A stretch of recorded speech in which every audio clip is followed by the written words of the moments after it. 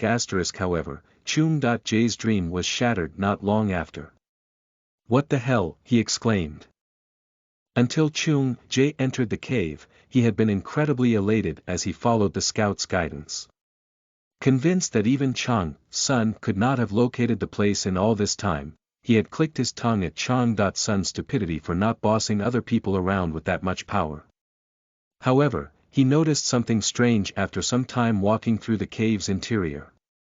The passageway was filled with monster carcasses lying everywhere. They had all been massacred, and there were even signs that they had been butchered. Thump. Thump. Chung.J felt his heart sinking. The celestial #wheelie ### loudly clicks her tongue. The celestial #ing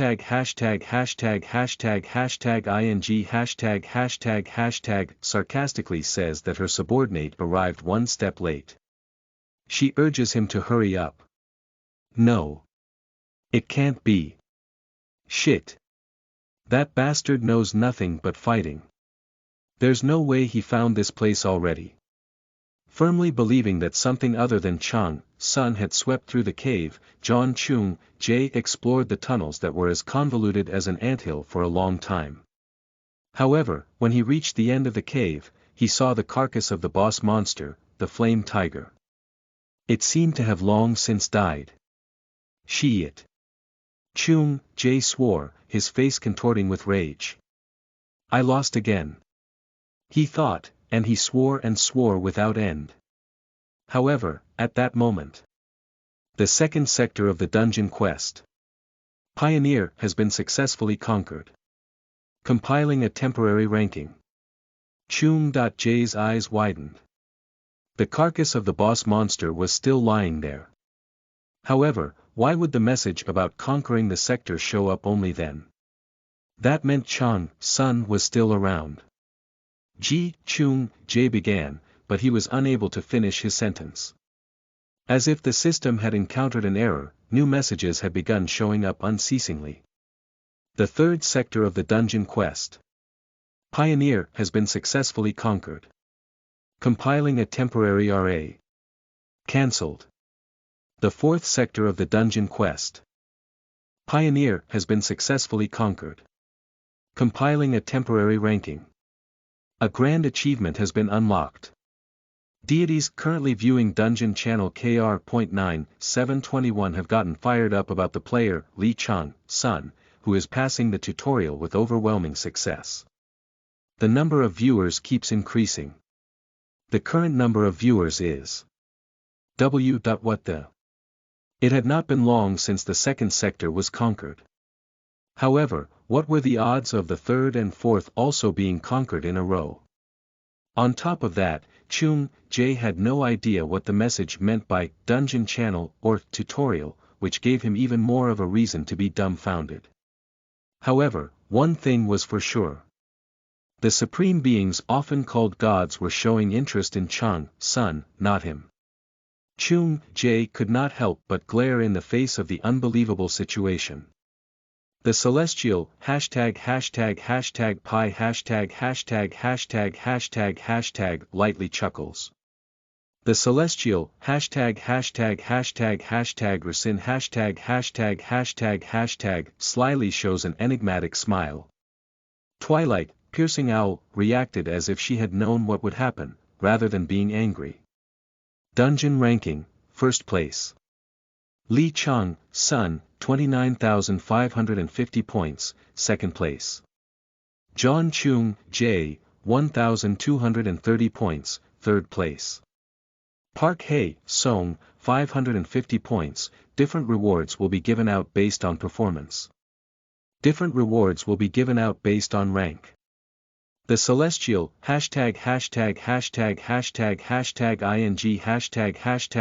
#### murmurs that she can make this more interesting.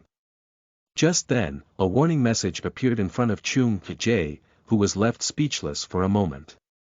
The celestial ############ admonishes her subordinate, saying that she will never forgive him, the representative of her divine name, if he continues to sully her honor. Chung Jae's expression stiffened. The fifth sector has been opened. The celestial ###### W warns her subordinate that this is his last chance. The celestial ###########L looks forward to the performance of her subordinate. Chapter 12. Star, Tutorial, 5, you are listening at novelfull.audio. Current number of viewers in this channel is. Current number of deities showing deep interest in this channel is. Many deities crave for a more brilliant spectacle than this. Many deities marvel over the player who has been quickly overcoming the tutorial. What on earth? Wu Hai Bin thought. She could not maintain her composure due to the messages that had continuously begun to fill her gaze mere moments before. Ever since the dungeons and gates opened, she had begun hearing about beings called celestials. Still, she had just been an ordinary middle schooler until a few days earlier. Those had just been stories of another world. However, messages saying those deities were surprised and shocked kept on appearing.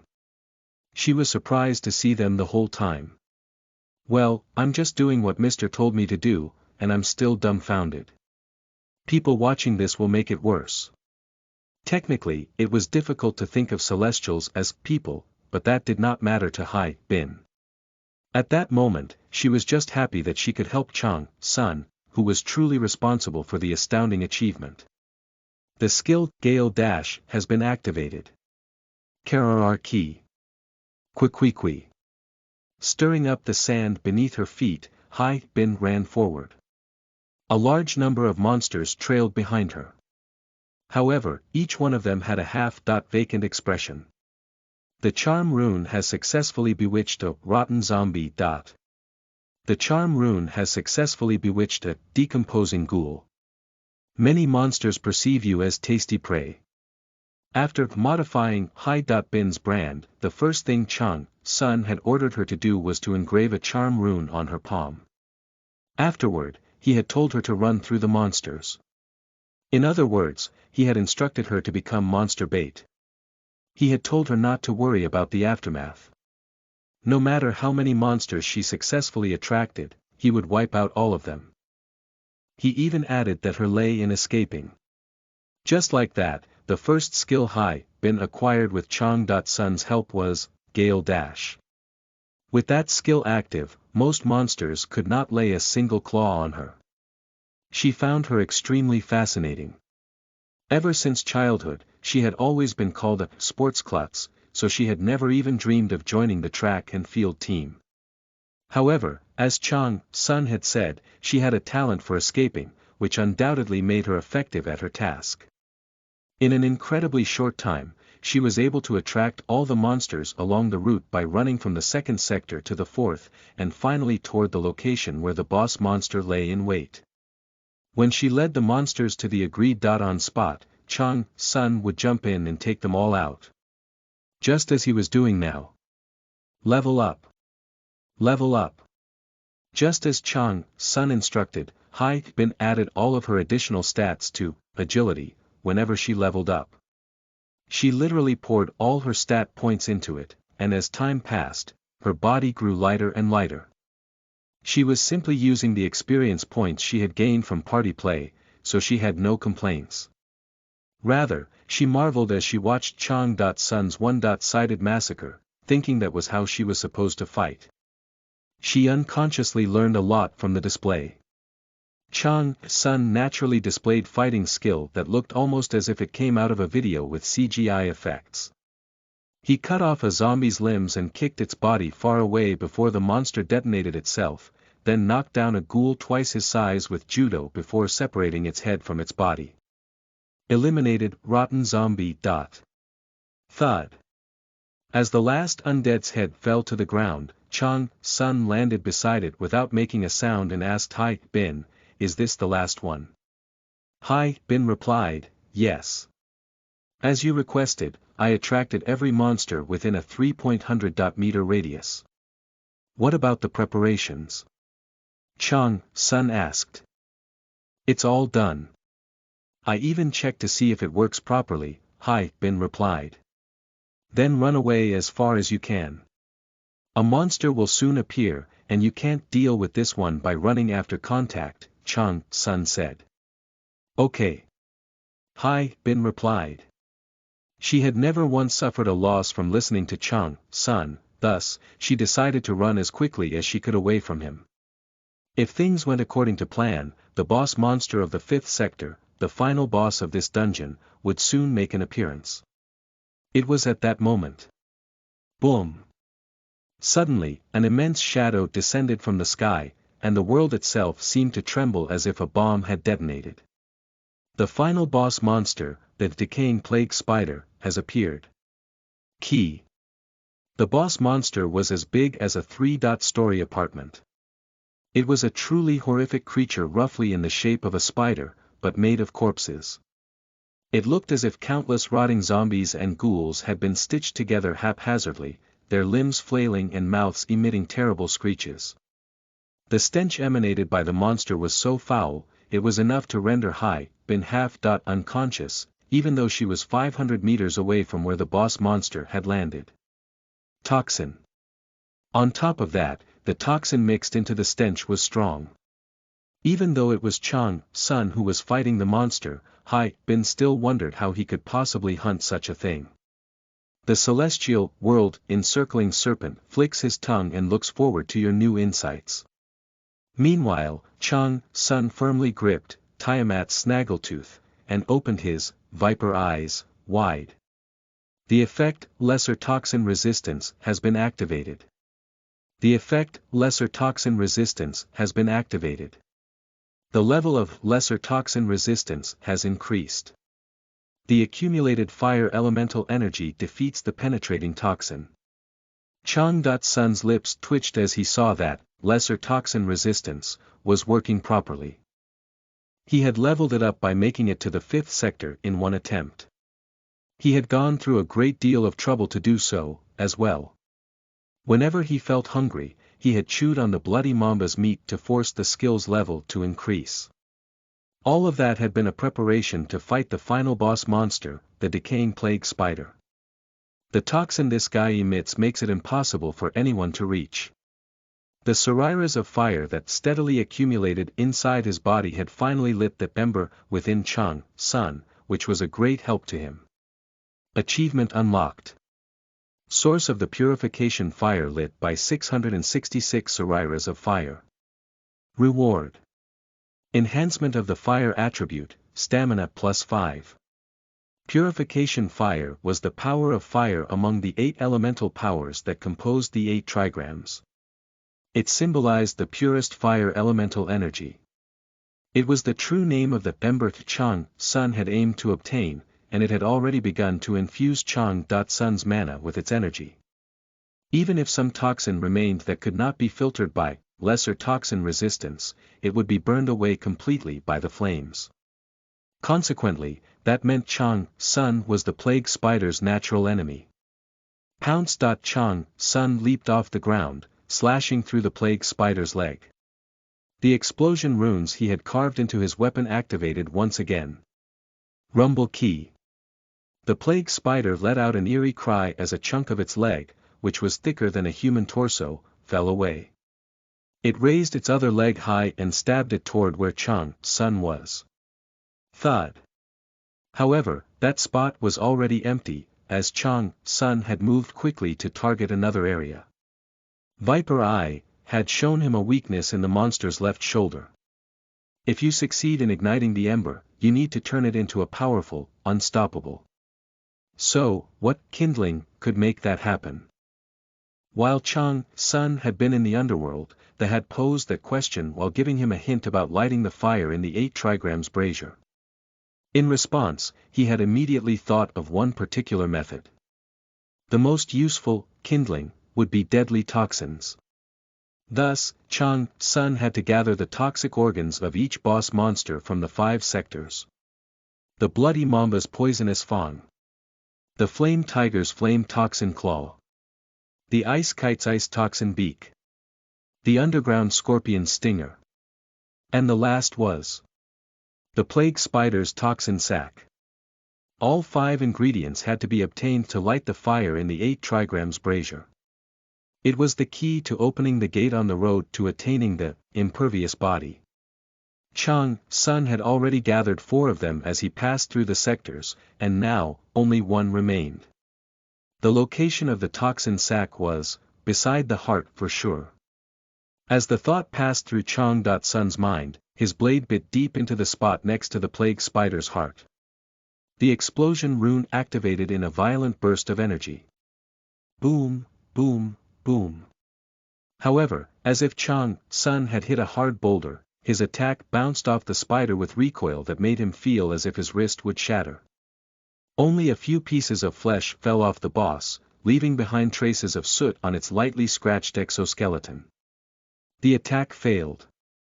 Indeed, it's tough. Chang.Sun knew that plague spiders were created by combining several undead into one. In Arcadia, such monsters were considered particularly tricky enemies to hunt. Even Viper Eyes only highlighted it in yellow, which indicated a recommended spot to attack, as opposed to red, which indicated a vital point. Swoosh. Chang.Sun took a deep breath, unconsciously gritting his teeth as he rapidly took a step back. The plague spider's front leg pierced through the spot where he had just been, narrowly missing him. As a result, a large opening appeared. Chang.Sun attacked once again, penetrating deep inside and aiming for the joints in the spider's armored carapace. If he could not break the shell, he had to aim for the gaps in between instead. Clash. However, the joints themselves were so tough that they deflected his blade, rendering the dagger useless. It turned out that there was an inner layer of armor beneath the spider's carapace. Tiamat's snaggletooth was extremely sharp and tough, allowing it to leave a scratch on the surface. Otherwise, the blade would already have been ruined. Squirt. The plague spider spat fluid from its mouth, but Chang.Sun swiftly rolled across the ground to evade it. The fluid struck the ground, rapidly melting it away in a plume of white smoke. It seemed that the spider even had horrifically powerful acid. In the end, will I have to go with that plan? It was impossible for Chang.Sun to kill the spider at the level he had attained in just over 3 days. He could withstand the toxin in the air, but if the spider spat acid at him, that would be different, as he had not had the opportunity to acquire acid resistance. It was truly fortunate that Chang.Sun had prepared something for just such a contingency with Hai Bin. That was why Hai Bin had attracted all the monsters to the area for Chang.Sun to exterminate them. Despite that, he had attempted another solo raid regardless. However, it seemed he had been acting with reckless bravado.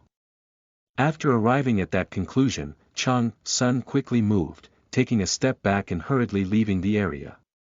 Retreating from the area. The decaying plague spider is all riled up.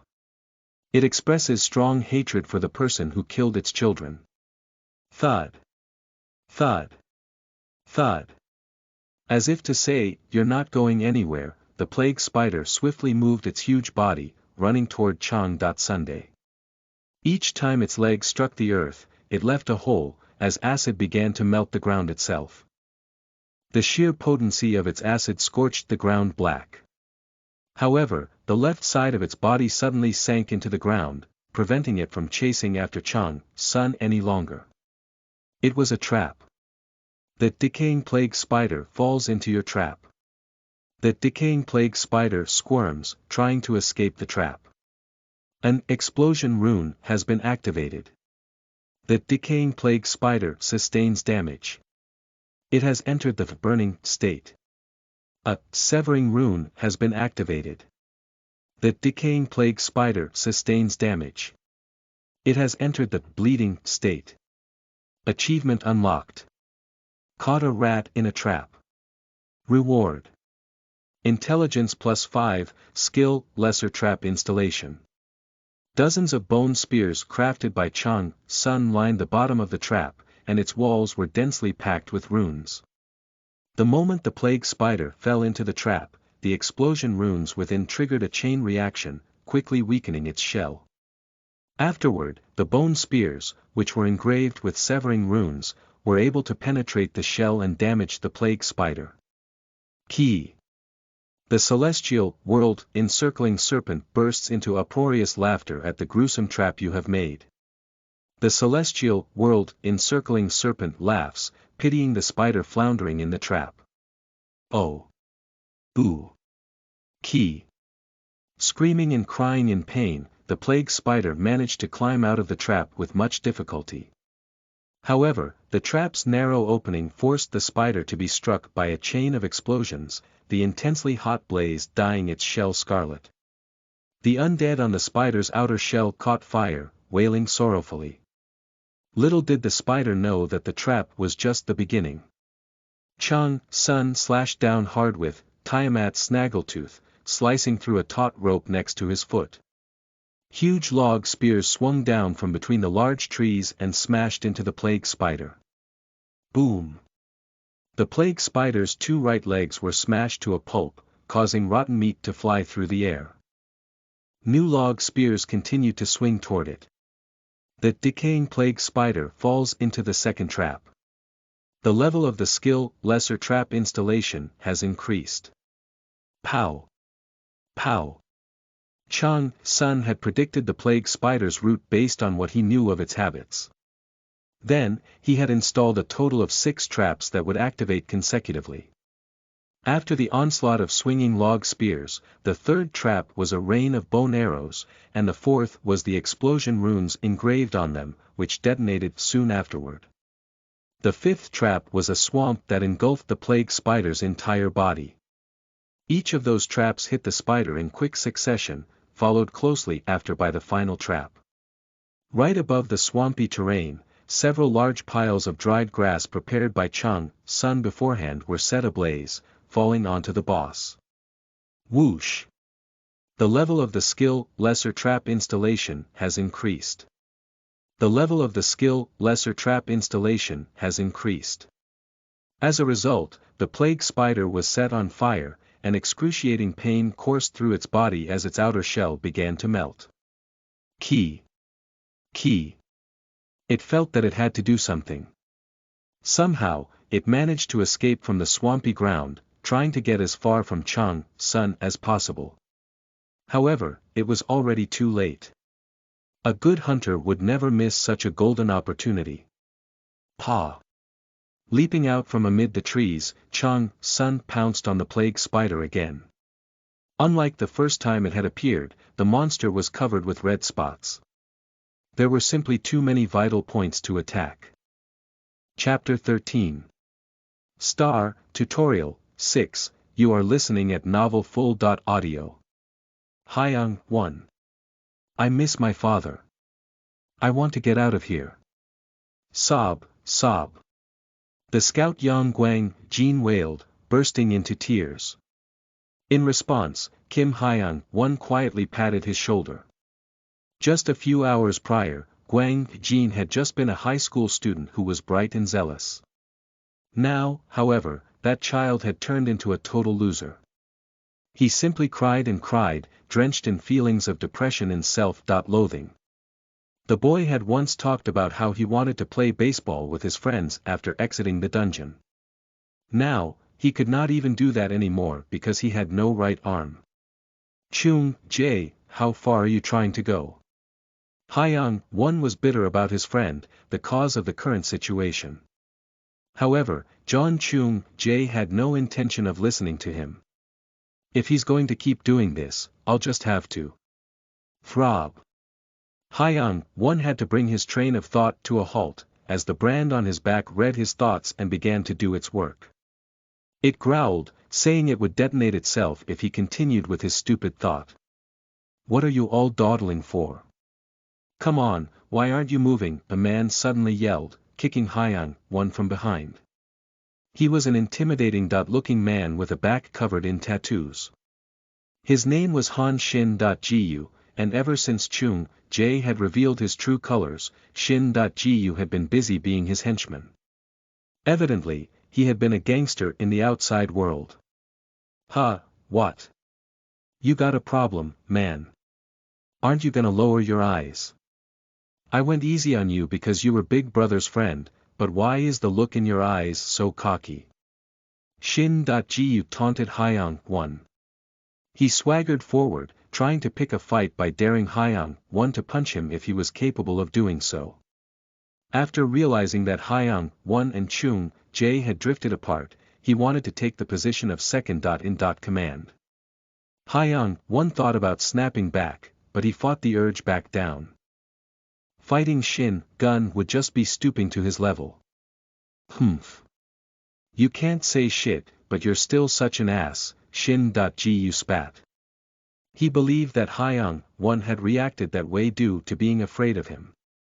He lightly snorted and passed by Hyung, one. Of course, he did not forget to intentionally crash into Hyung.one's shoulder. Ha! What should I do, really?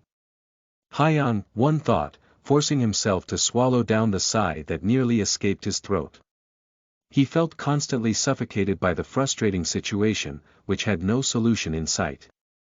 Of course, Hyung, one had no way of knowing whether Chung Jae knew his thoughts. This doesn't make any sense. Chung Jae thought, his expression stiff as he led the group into the 5th sector. He kept encountering signs of the massacres committed by Chang. Sunday. Overpowered. If such scenes were to be summarized with one word, that would be it.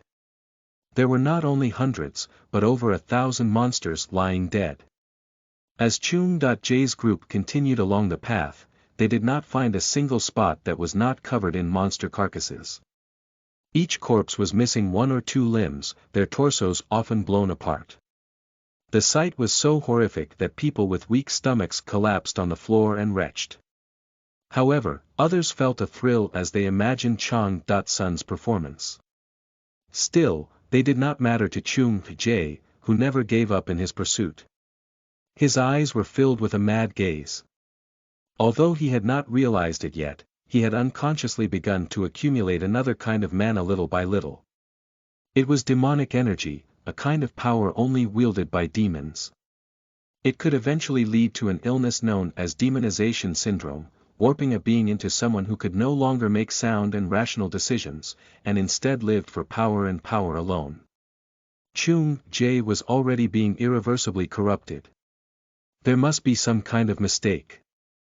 No, I'm sure. Otherwise, how could a normal human who hasn't been chosen by a god get stronger this quickly?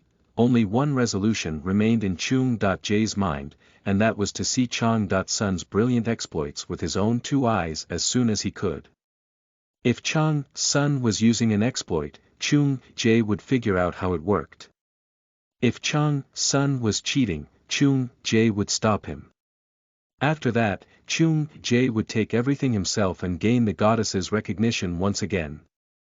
That was his goal. Entering the fifth sector. The player, Lee Chung-sun, is clashing with the decaying plague spider. The player, Lee Chung-sun, is dominating. However, by the time Chung Jae finally reached the destination. Clang, clang, clang. Boom, boom. He discovered Chung-sun was fighting the giant spider. On point 1. The celestial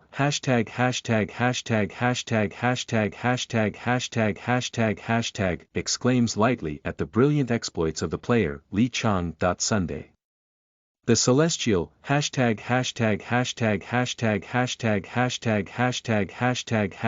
strongly pushes her subordinate to do something. Now, the divine name of Twilight, piercing owl, was completely illegible. Chung Jae thought it was simply evidence that the goddess' attention was drawing further and further away from him. Under such conditions, when he found out the goddess's focus was on Chung-sun and not on himself, it was like pouring the oil of jealousy to the fire of his inferiority complex. I must kill Lee Chung-sun. Chung Jae thought, gritting his teeth. At the moment, he had no way of gaining back the goddess' attention or taking the top spot in the dungeon ranking. The celestial threatens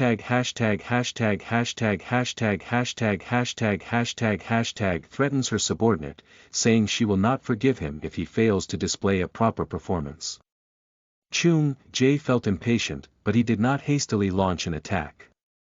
Instead, when he came within reach of his goal, his feverish madness subsided and his mind began to work more clearly. If I clash with him right now, my group will just end up dying. I have to play both sides. A little bit more. Let's wait a little bit more for them to be weakened. He had no idea what trick Chung-sun had used, but the plague spider's injuries looked severe. Half of its 8 legs were gone, and its body was severely injured. However, the final boss monster was still a final boss monster. It was incredibly powerful. Its every step caused the ground to collapse beneath it, and an endless stream of toxic gas emanated from its mouth. Due to that, Chung-sun visibly became more fatigued over time. At this rate, even if the plague spider died, Chung-sun would be exhausted. Chung Jae's plan was to aim for that very moment. If he forced the civilians to attack Chung-sun, no matter how strong he was, Chung-sun would still be completely worn out. Then, Chung Jae himself could step in and finish the fight. Besides, when I think about what he's done so far, it looks as if he's been uncharacteristically trying to keep the civilians out of harm's way. In that case, things will be much easier. Chung-sun would no doubt think Chung Jae had a bit of conscience left, but Chung Jae himself thought that kind of clumsy attitude would only result in a quicker death. Still, I think it would be better to have another weapon, just to be sure. Such as a hostage, for instance. Chung Jae's thoughts were suddenly interrupted, as he sensed a foreign presence within his field of perception. Atop a big tree on the other side of the clearing, there was someone else lying in wait, obscured by leaves. That person was a significant distance away, but Chung Jae could smell the distinctive scent of the brand even from where he was standing. The person was Woo Hai-bin. However, Hai-bin had not discovered Chung Jae's group. That girl, wasn't she? Having trouble remembering the little girl, Chung Jae squinted as he searched his memory. Eventually, he remembered a certain group of 5 female middle school students. He had abandoned them to a monster wave because he found their endless chattering noisy and bothersome. From the looks of it, however, Hai-bin had been fortunate to survive after being rescued by Sunday. This will be easy. A corner of Chung Jae's lips twisted into a smile, and he quickly mouthed words in the direction of Shin Gun. It was a direct message system that could be only used with branded slaves. Hey, Han Shin.gu. Shin.gu replied subconsciously, huh? Yes, Han Shin.gu reporty. In response, Chung Jae berated him. You stupid moron. Won't you shut up? Do you seriously want to get caught by that bastard? Han Xin.Gu swiftly covered his mouth. I apologize. Chung Jae asked him a question. You said you would do anything I asked you to do, right? Xin.Gu replied with a rosy expression.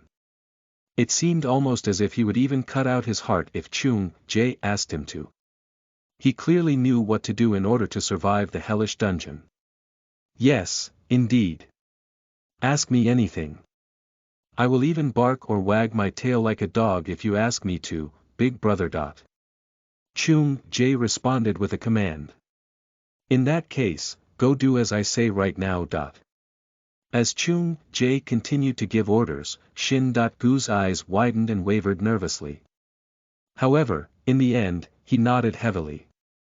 ****, critical hit. Critical hit. Constantly bobbing and weaving between the plague spider's limbs, Chung Sun launched an unending barrage of attacks.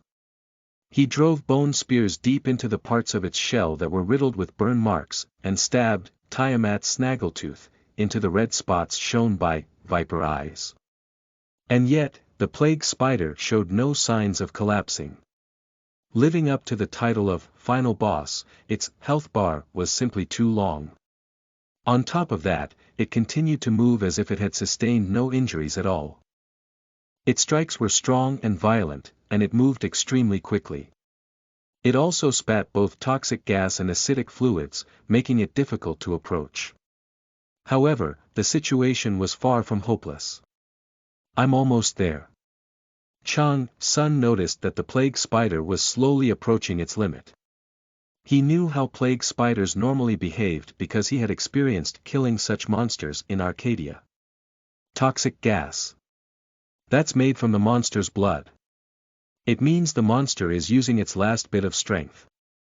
Of course, Chung Sun had no intention of allowing it to keep releasing toxic gas. What he needed was the plague spider's heart. If the blood drained out, the heart would be empty too. If that happened, all his efforts would be for naught. The reason he had been dragging the fight out without reaping the plague spider's life was none other than that.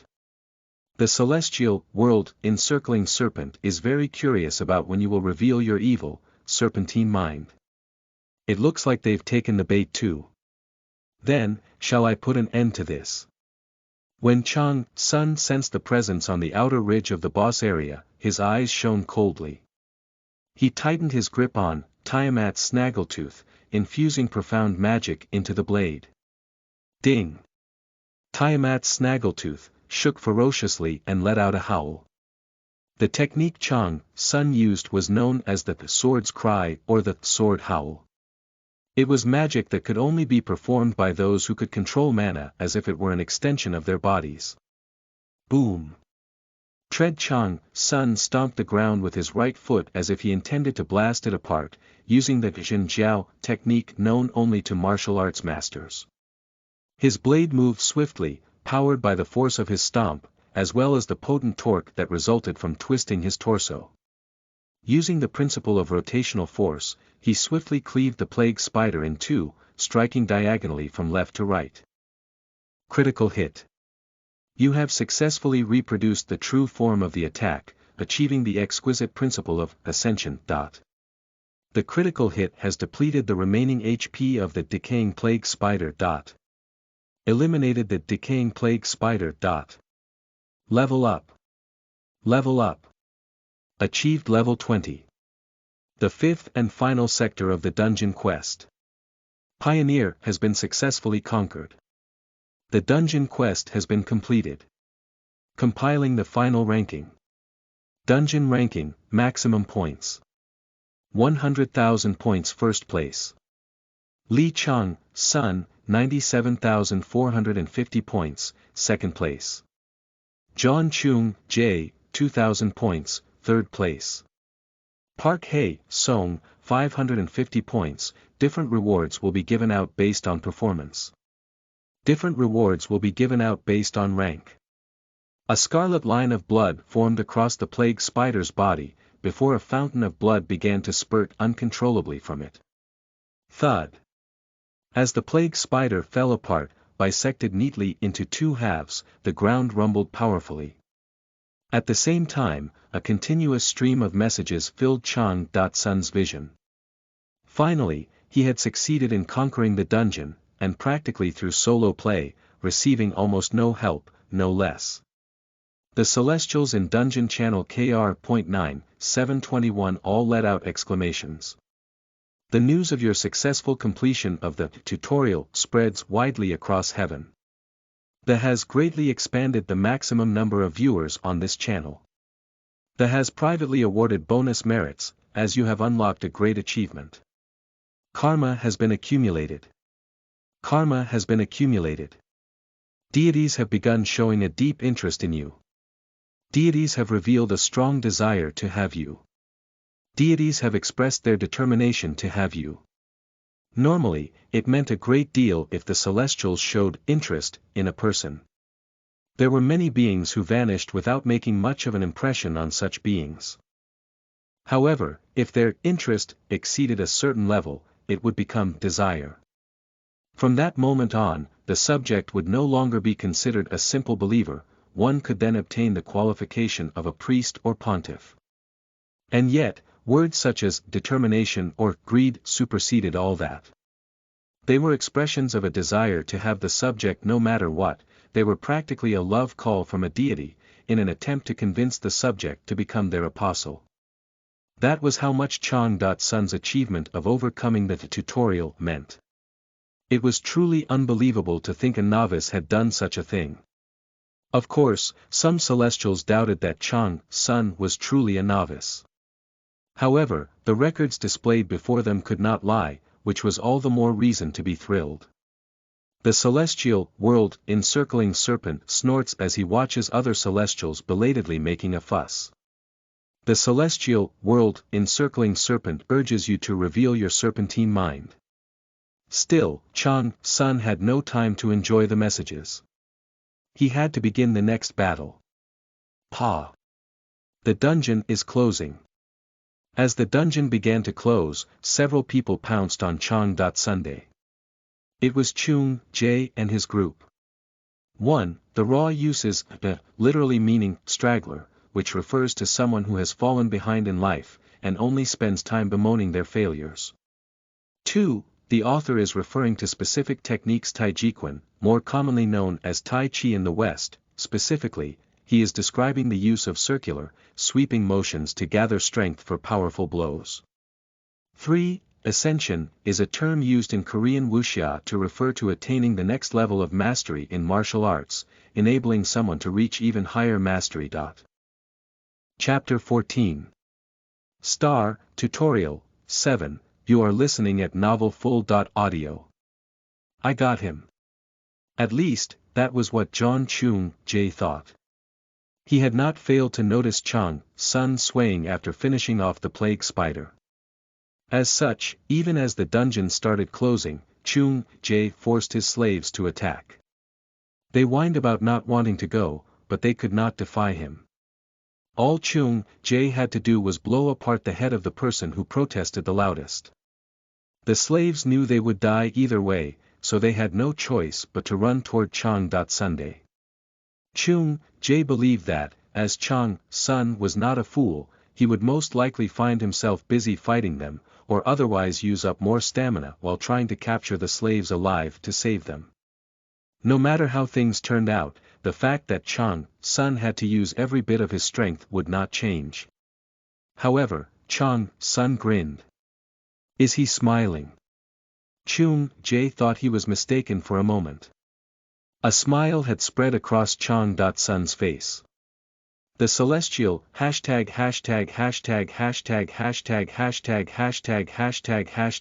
bursts into maniacal laughter, saying that she feels as though she is going to see an interesting spectacle. Just then, the sound of a mechanism engaging entered Chung.Jae's ears. Click. The player Chung Jae and his group have fallen into the trap. What? Trap. Did the system just say, trap? What does that mean? Chung Jae thought, unable to understand.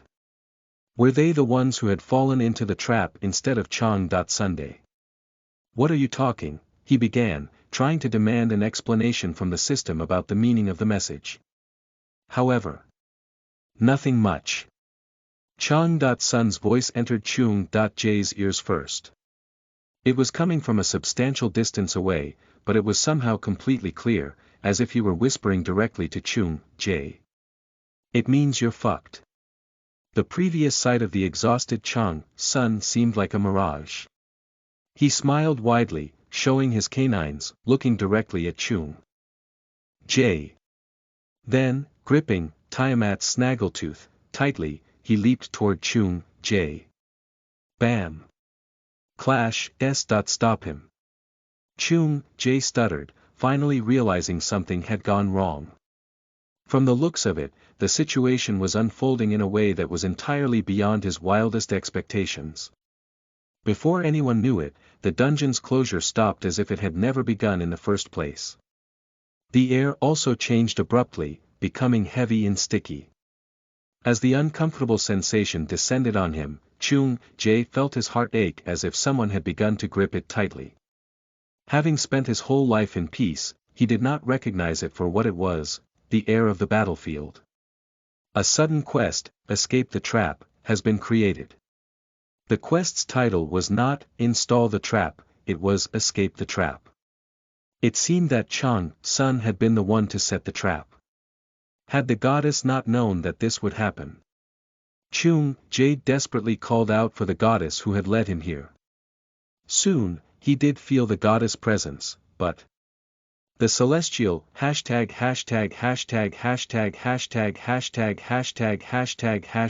has begun watching the sudden quest with interest. Strangely, the goddess seemed to be interested in what was going on. However, it was not Chung. J that she was interested in, but rather someone else. She was watching Li Chang. Sunday. The celestial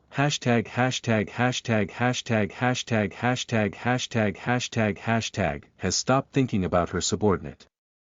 As the goddess subordinate, Chung. J was informed that she no longer took any interest in him. She had no interest or concern remaining for him. Unlike before, she no longer pressured or rushed Chung. J. As if she were merely watching a pebble rolling across a road, she thought nothing of him. No way. Chung. J finally realized what he was to the goddess. A toy. From the start, the goddess had been interested in Chang. Sun, not Chung. J. Chung. J had been used to spice the tutorial up, he was simply a pawn on the deity's chessboard. Slash. With a single stroke, Chang. Sun severed the head of the player who had attacked him first. His attack was so cruel that it made the others wonder how he could kill a human without any hesitation. Still, the attack was indisputably effective. No one else dared to try to stop Chang. Sun after a couple of players who had sworn their loyalty to Chung. J, just as Han Xin.Gu had, were killed instantly by his counterattacks. Stop him! Chung. J yelled. However, no matter how loudly he shouted, no matter how many times he tried to force them to act using the slave mark, the brand had limits. In the end, Chang. Sun quickly broke through the slave's attack. Besides that, there was a bigger problem. The cursed player, Wu Zhang Woon, has died.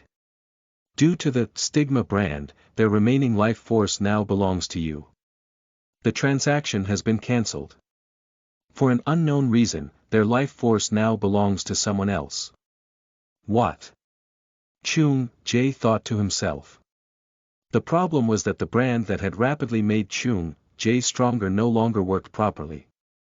Had the goddess taken the skill away? No, that was unlikely.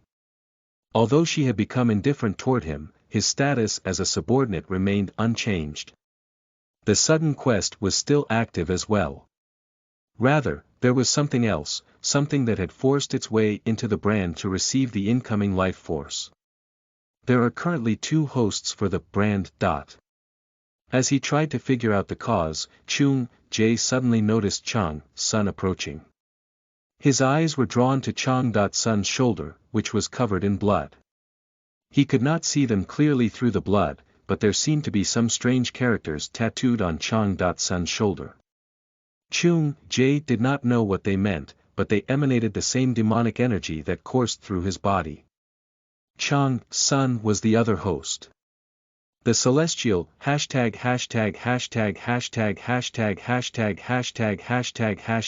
is extremely curious about how Chang.Sun was able to steal her magic. Clash.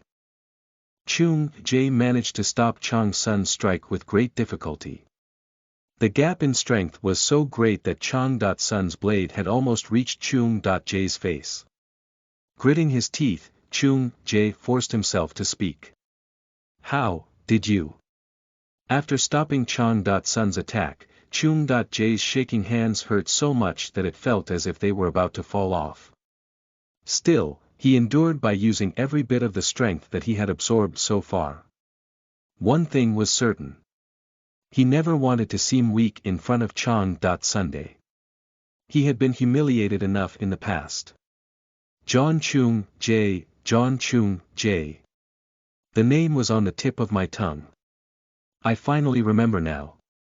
After watching John Chung Jae with an emotionless gaze, Chang.Sun's lips twisted into a sharp smirk.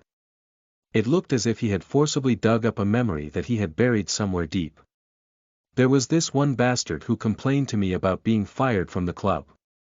It was really pathetic when he complained non-stop. Don't tell me it was you. Chung Jae's face contorted, filled with mixed emotions. The painful memories of that day flashed vividly before his eyes as if they had happened yesterday. He wanted to protest the fact that Chang.Sun had summed up that day using only the word pathetic. And after all these years, you're still pathetic, Chang.Sun said mockingly. It seemed he had no intention of listening to Chung Jae's protests. His eyes were as sharp as that of a lion with its prey right in front of it. The tyrant, who could overwhelm his opponents with his gaze alone, had appeared once again. Bang! Chung Jae had to retreat as far as he could, unable to withstand Chang.Sun's attacks any longer. Tiamat's snaggletooth buried itself deeply into the ground where Chung Jae had been standing. As if it had been hit by a missile, the ground exploded. Dust and stone fragments flew into the air. Chang.Sun broke through in an instant and began closely pursuing Chung Jae, who had begun running away. Zoom, zoom. Clash, clash. Like a rushing storm, Chang.Sun continuously attacked using Tiamat's snaggletooth. It was impossible for an ordinary player like Chung Jae to deflect Chang.Sun's blade. After all, Chang.Sun had cultivated his sword skills by wandering across countless battlefields. The skill activation has been cancelled. The skill activation has been cancelled. Chung Jae tried to activate the skill he had received from the goddess by any means possible, but Tiamat's snaggletooth stopped it from being activated. The repeated cancellations even began to cause a magic backlash. With great difficulty, Chung Jae swallowed the blood that had risen into his throat, but his head was already spinning. He was at his limit, his left arm had been severed, and blood poured out of the stump. He was certain to die from the excessive bleeding. No. This can't happen. Chung Jae flailed like a drowning person treading the surface of the water. Thinking to himself that he could not die just like that, he struggled with all he had. However, he had no way left to resist. Stamina has reached 0. Magic has reached 0. Warning. You have fallen into the near-death state. You are advised to take a break after moving to a safe place. Warning. You are bleeding excessively. There is a danger of dying from excessive bleeding. You are advised to take a break. Dear Goddess, please hear my words. Chung Jae desperately called out to the being who had given him power, but he received no answer. Clash. At that moment, a strong strike came from below, tearing Chung Jae's hand apart. He lost his grip on his sword, which flew into the air. As the blade spun in midair, it reflected the sight of the blood-soaked Chung Jae into his own blurry eyes. The emotion on his face was difficult to discern, it was either despair or frustration. One thing was clear, however. Chung Jae could see that he looked like a loser.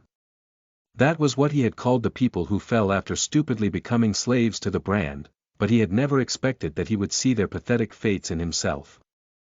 The celestial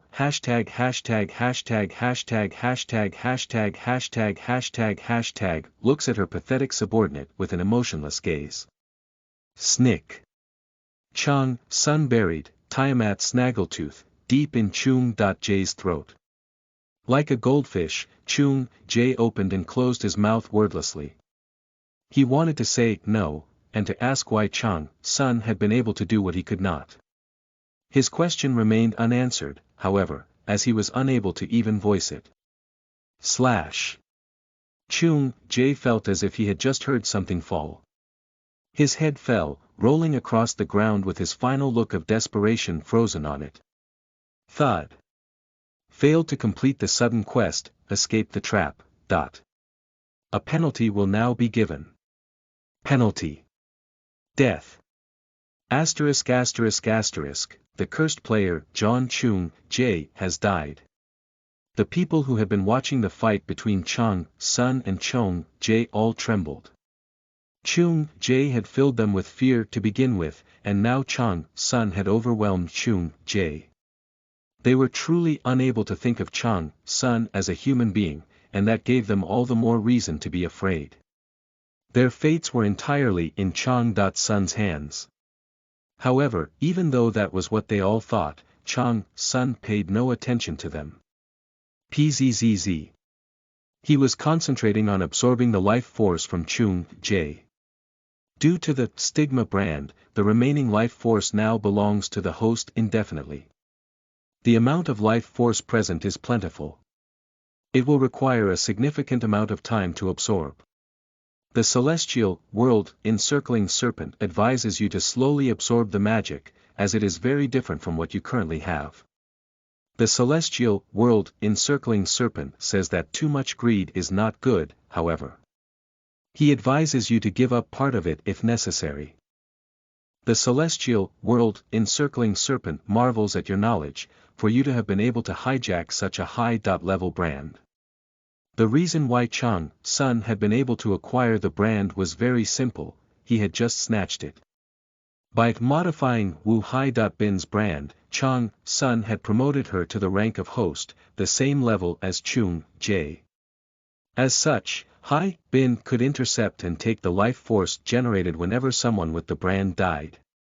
In addition to Hai.Bin's brand, Chung Sun had engraved an additional rune that activated automatically, known as a transference rune. The celestial world encircling serpent compliments you for the excellent idea of using a host as a conduit for life force. The transference rune transmitted all the life force Hai-Bin absorbed to Chung Sunday. Of course, there were some losses during the transmission, but there was such a vast amount of life force that the losses seemed negligible in comparison. Chung Jae had been extracting a massive amount of life force from his victims.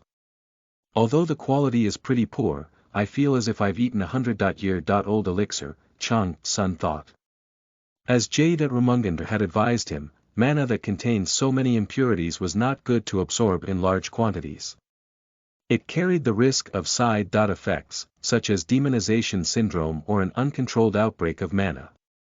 However, Chung Sun did not care. It was necessary for him to increase the raw quantity of his mana. In any event, he had a way of purifying the tainted mana, he had the 8 trigrams brazier, which he would be able to light soon. The celestial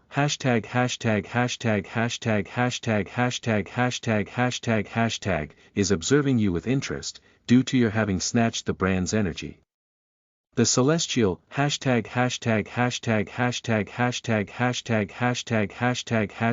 congratulates you, saying that their expectations of you were proven correct and that the tutorial was very interesting, they were indeed testing me. Chung Sun glared at the message sent by the deity who had pretended to be Twilight. Piercing owl to Chung Jae and the civilians. From the start, he had thought it was strange for a deity to show interest in Chung Jae, who did not have any talent. However, it seemed that an unknown deity had shoved Chung Jae around to spice the tutorial up. Who is this deity? Chung Sun was sure that the deity was a great devil, but he could not guess their name. Considering the way they were wily and liked to devise plots, several names crossed his mind. Strangely, however, Chung Sun had a strong feeling that it was none of those deities. The celestial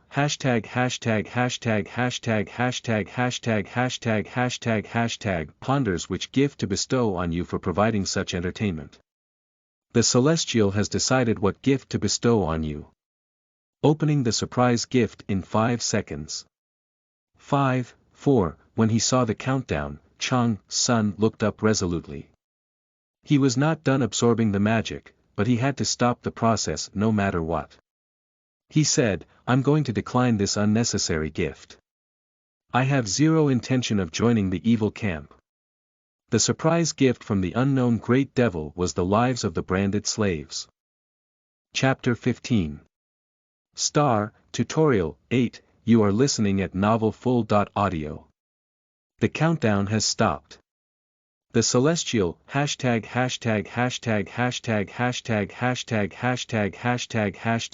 tilts their head, unable to understand your decision. The celestial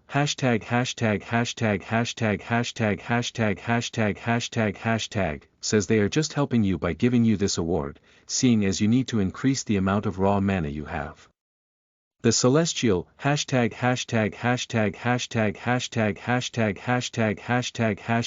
advises you that human life force is a useful material to boost your total mana. This deity is up to their tricks again. Chung Sun thought in annoyance. Humans were indeed disposable tools for deities. However, great devils, who could be considered part of the absolute evil faction, had even more of a tendency to treat humans as objects. The unknown deity had probably been planning this from the start. The deity had likely thought of offering Chung Sun a large quantity of mana as a bonus reward if he successfully finished the tutorial. Thus, they had made some changes in the tutorial using Chung Jae.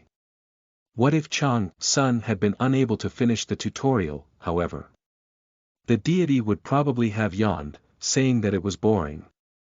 Then they would have killed everyone, including Chung Jae. Either way, Chung Jae's end had been decided from the very start. In any event, Chung Sun had finished the tutorial so perfectly that the deity loved him now. That was why they were telling Chung Sun to kill all the slaves and take their life force as a reward. However, Chung Sun had refused the deity's generous offer. From the deity's perspective, they really could not understand why Chung Sun was rejecting the reward. Maybe the deity thought we were cut from the same cloth. Since Chung Sun wanted to become stronger at a rapid pace, in truth, he was intrigued by the deity's bonus reward. However, he had never crossed the line. Even after he had ended up in Arcadia, and after he had become Divine Twilight, he had never once crossed it. It was both a restriction and a promise he had made to himself, to never lose his humanity, no matter how rough things became. That was why Chung Sun had helped 2nd Lieutenant Park Hae Song and Woo Hai Bin. Even now, he had no intention of going back on his promise. He did not want to become powerful using such a method. I just don't want to get stronger this way.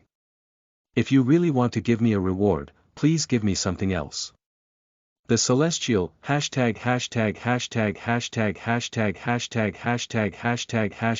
says that no matter how hard they think, there is no better gift than this for you right now.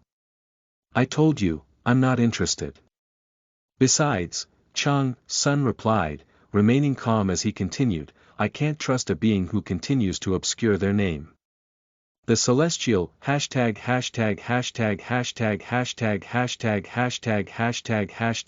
tilts their head, unable to understand what Chung Sun is saying. The celestial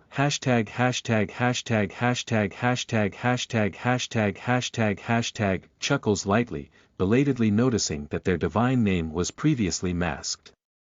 The celestial ###########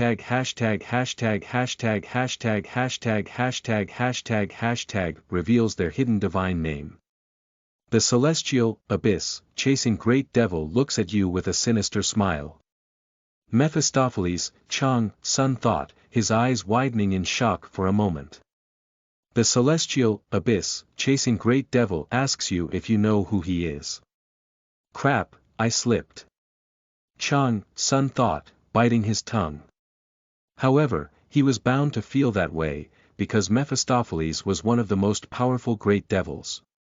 Even Tiamat, Pabelsag's mother, had to act politely around Mephistopheles because his divine class was so high. Truthfully, he was considered an oddity even in the vast absolute evil faction. He liked being alone, so he rarely made an appearance in other worlds. Additionally, there were many people who doubted that Mephistopheles was the deity's real name. No one could recall who had first spoken of his name, so they could not even verify whether it was his true name. For those reasons, Mephistopheles was often described using one word, exception. That was how hard it was to describe him. As far as Chang, Sun knew, Mephistopheles had little interest in the Saha world. He wondered, so why would he keep an eye on me? Chang.Sun's achievements were great enough to intrigue many deities, but he had a hard time imagining that they were sufficient to fascinate the Mephistopheles, who was famous for spending all his time in his own little world. The events that had unfolded left him baffled. Meanwhile, the civilians held their breath and silently watched Chang, Sun, including Kim Hyang, Won and Yang Guang, Jin. They were not stupid, they were aware that it was a devil with a strange name who had fooled them, not Twilight, piercing owl. Thus, they could not help but realize Chang, Sun was negotiating with the devil over their lives. Depending on the person, their brands were either on their shoulders or their backs. The brands had begun to heat up, as if they would explode at any moment. The pain was so great that some people almost groaned. However, other people quickly stepped up and covered those people's mouths. As a suffocating tension filled the air. No, I was just surprised because, you had, great devil, in your divine name, Chang, Sun said as calmly as possible, making up an excuse. He assumed that there was almost no one on earth who knew Mephistopheles, so he concluded that it would be better for him to pretend not to know the deity. The celestial abyss, chasing great devil, says he will not pry any further, even though he feels as though that was not the only reason for your surprise. The celestial abyss, chasing great devil, urges you to tell him what you want. How should I answer this? Chang, Sun thought. It was very dangerous to be associated with Mephistopheles, but for that exact reason, he would also be a great help to Chang, Sun in terms of leveling up. He pondered the question for a moment, but in the end, his problem was solved in an unexpected way. The celestial, a good season to hunt, fiercely warns abyss, chasing great devil, not to covet what is hers. I couldn't see her messages for a while, so I thought she was gone. And yet she suddenly appeared just to talk back to Mephistopheles. Chang, Sun chuckled dryly. Pabelsag was the epitome of the saying, fools rush in where angels fear to tread. Even her mother remained vigilant against Mephistopheles, and yet that was insufficient for Pabelsag to fear him. Shit, shit, shit. Han Xin.Gu swore endlessly as he ran through the forest. He was out of breath, but he could not afford the luxury of taking a break. All he could think about was the fact that he had to escape as quickly as possible. The dungeon will be closing soon. No matter how crazy Li Chang, Sun is, he won't try to kill me outside. So I only have to hang on until then. This kid seems to be close to Chang, Sun, so it should work out. Looking at the unconscious Hai Bin on his right shoulder, Xin.Gu gritted his teeth. There was a reason why he was still holding on to Hai Bin even though he was frantically running away from Chang, Sun. She would be his life insurance if things went south. Chung Jae had ordered Xin.Gu to capture Hai Bin in order to use her as a hostage. However, he had literally lost his head before he could stage a hostage situation. After seeing that, Shin.Gu had decided to stay with her until the dungeon closed completely. It was possible that Hai Bin would try to resist after she regained consciousness, but Shin.Gu was not too worried about that. Hai Bin was a middle school student who could do nothing but cry. So, what could she do? Suddenly, Shin.Gu heard the unconscious Hai Bin quietly murmuring, "I thought he had more plans, but he has nothing. He's just a wuss." Did she already regain consciousness? Do I have to knock her out again? Shin.Gu thought as he turned to look at the girl. That was the last thought that went through Shin.Gu's mind. For a moment, he thought that the world had turned upside down, but it turned out that his head was rolling across the ground. The cursed player, Han Shin Gu, has died. Due to the stigma brand, the remaining life force now belongs to the host indefinitely. After performing a skillful and elegant backflip, Hai Bin landed beside Shin.Gu's corpse. She remained calm even though she had just killed a person in cold blood. Over the previous 3 days, her personality had become far colder, beginning to resemble Chang.Sun's after she escaped several life-threatening situations. Above all, Shin.Gu was the person who had made Chung Jae abandon her and her friends. Still, she had swallowed her anger and pretended to be overpowered, thinking that Shin.Gu could have more cards up his sleeve. However, it seemed that Shin.Gu's cards had long since disappeared. Thus, Hai Bin had killed him with a single strike, wanting to help Chang.Sunday. In truth, she felt that Shin.Gu had gotten off too easily. As Chang-sun had killed Chung Jae on her behalf, she had gotten her revenge, but why do I feel so empty? Hai Bin felt only that her heart was empty. Perhaps it was because she could never see her friends again. Only a dull ache remained as she recalled that fact. However, she did not cry. No, I shouldn't be like this now. Instead, she bit her lip and held herself together.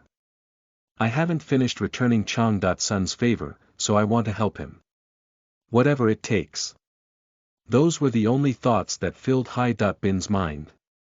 First, time to head back to where Chang-sun is. I have to help him wrap things up. The skill Gale Dash has been activated. Hai Bin began to run back to where Chang-sun had been. Since all the quests had concluded, the dungeon would soon close. Before that happened, she planned to ask Chang-sun for his phone number or address. If there was one silver lining about the whole situation, it was that her family was well off. In fact, they were quite wealthy. Thus, Hai Bin planned to ask her parents to reward him. Of course, she thought that would be insufficient to repay Chang-sun's kindness, but she still wanted to do at least that much, for her own peace of mind. The process of closing the dungeon has been resumed. Everyone, please brace for impact. 10:09. By the time Hai Bin arrived, Chang-sun was already cleaning up the area. However, the other survivors were a great distance away, as if they had run away from him. Chang-sun was practically alone. Missed. Hai Bin began to call out to Chang-sun, but something suddenly flew in her direction. Hai Bin reflexively caught the object, and saw that it was a dagger made from a monster's collarbone. Chang-sun had used it to modify the brand on her shoulder, but why was he suddenly giving it to her? She also noticed that there was an address on the dagger's blade. Wondering whether it was Chang.Sun's home address, she looked at him expectantly, but the answer she received surprised her. If you go to that address with the dagger, they can remove your brand without leaving a scar. Seeing as you're a student who has to resume your daily life, it would be best to leave no scars. I'm not that good, Chang-sun said with a shrug. Hai.Bin's eyes widened in shock. She had never thought about that factor. Although he feigned indifference, it seemed that the intimidating-looking Chang-sun had a surprisingly meticulous side. That only made Hai Bin want to ask him several questions. However, Chang-sun calmly bid her farewell, saying, "Take care." Let's meet again if we can. 2, 1. The dungeon is now completely closed. Great work, everyone. Before Hai Bin could say a word of protest, the whole world around her collapsed. A bright light filled her gaze. Whoosh! Asterisk asterisk asterisk. When she opened her eyes again, Hai Bin saw a big crowd surrounding the dungeon survivors, including herself. Survivors. There are survivors. It's not an outbreak. Does this mean they properly finished the dungeon's quests? How could they when they only had one player? Contact headquarters. Quick. This will be headline news. Mississippi. Do you hear me? Several soldiers, police officers, players, and reporters all spoke loudly in the background. Multiple reporters in particular shoved microphones in Hai Bin's face. When she looked around, she could see cameras pointing in her direction. They were filming the survivors. The area had erupted into a commotion, as if no one present had expected such a thing to happen. All Hai Bin could see was chaos. Only after seeing her parents breaking through the crowd did her thoughts snap back to reality. I survived. Without realizing it, Hai Bin collapsed, her limbs turning into jelly. As she had no energy remaining, she had no tears to shed. Wait, what about Mr. Hai Bin belatedly remembered Chang Sun, and redoubled her efforts to look around the area. Although she was able to see 2nd Lieutenant Park Hae Song and Kim Hyang 1, she could not find Chang Sunday. It was as if someone had erased only Chang Sun from this world. She felt as if she had been dreaming the entire time. Chang Sun almost seemed to be a mirage, someone who existed only in illusions. Chapter 16. Star, Home, 1, you are listening at novelfull.audio. The celestial world encircling serpent says that, although it is good to live fiercely, it is also fine to relax and enjoy the sky all night. The celestial abyss, chasing great devil, awaits your answer. I never thought just having one moon in the sky would be so unfamiliar to me. Chang Sun thought as he quietly observed the night sky. After completing all the quests and returning to Earth, Chang Sun had begun aimlessly walking around in less crowded places. Since it had been a long time, he wanted to breathe Earth's air as much as possible. Of course, the air was not as fresh as he thought. Unlike Arcadia's air, which was full of manna, the air of the city he was standing in was full of fine dust and smoke, without a trace of manna. Despite that, he still felt good. Chang Sun thought, Gramps. I used a completely different way than the ones you thought of, but I returned home. Only one being gave him a reason to live in Arcadia, where he had no family or friends. He thought of Gramps for a moment, but soon, a bitter smile spread across his face. No matter how much Chang Sun missed that being, he would never come back. Gramps had died long ago. Besides, Chang Sun had returned to Earth, so he would have to adjust to his life on Earth again. In the distance, the light of dawn dyed the gently lapping waters of the Hangang River red. The sight evoked old memories in Chang Sunday. Asterisk asterisk asterisk, the celestial, a good season to hunt displays strong hostility against the celestials who show interest in you.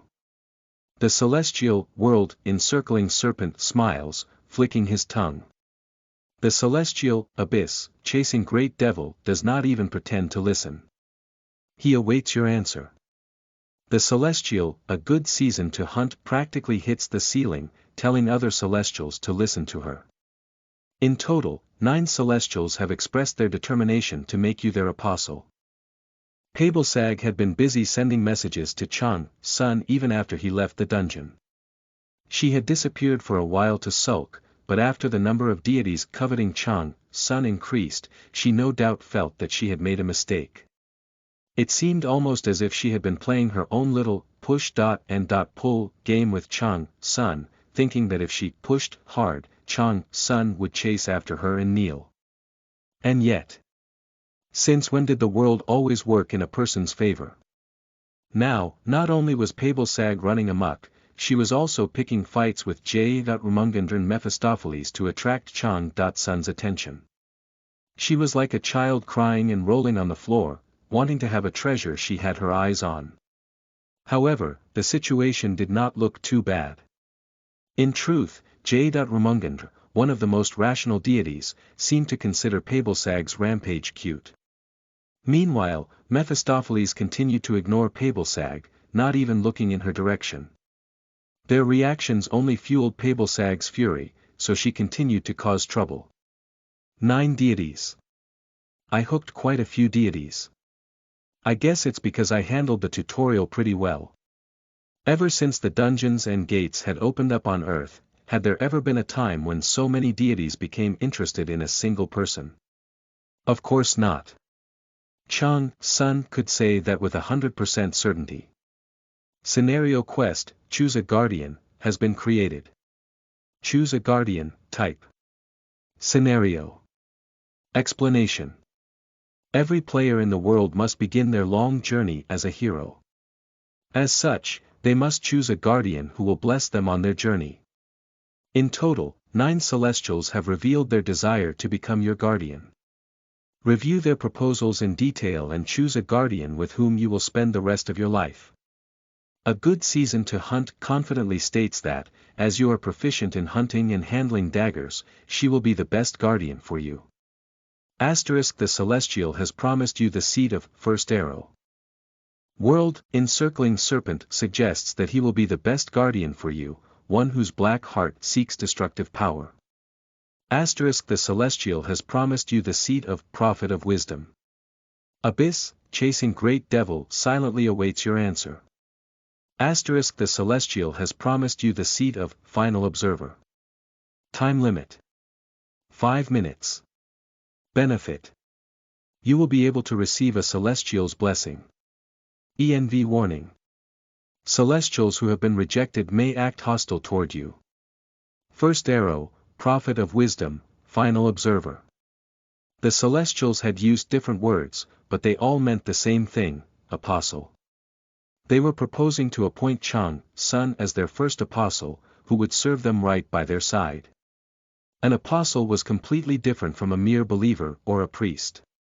A believer was an ordinary follower of a celestial.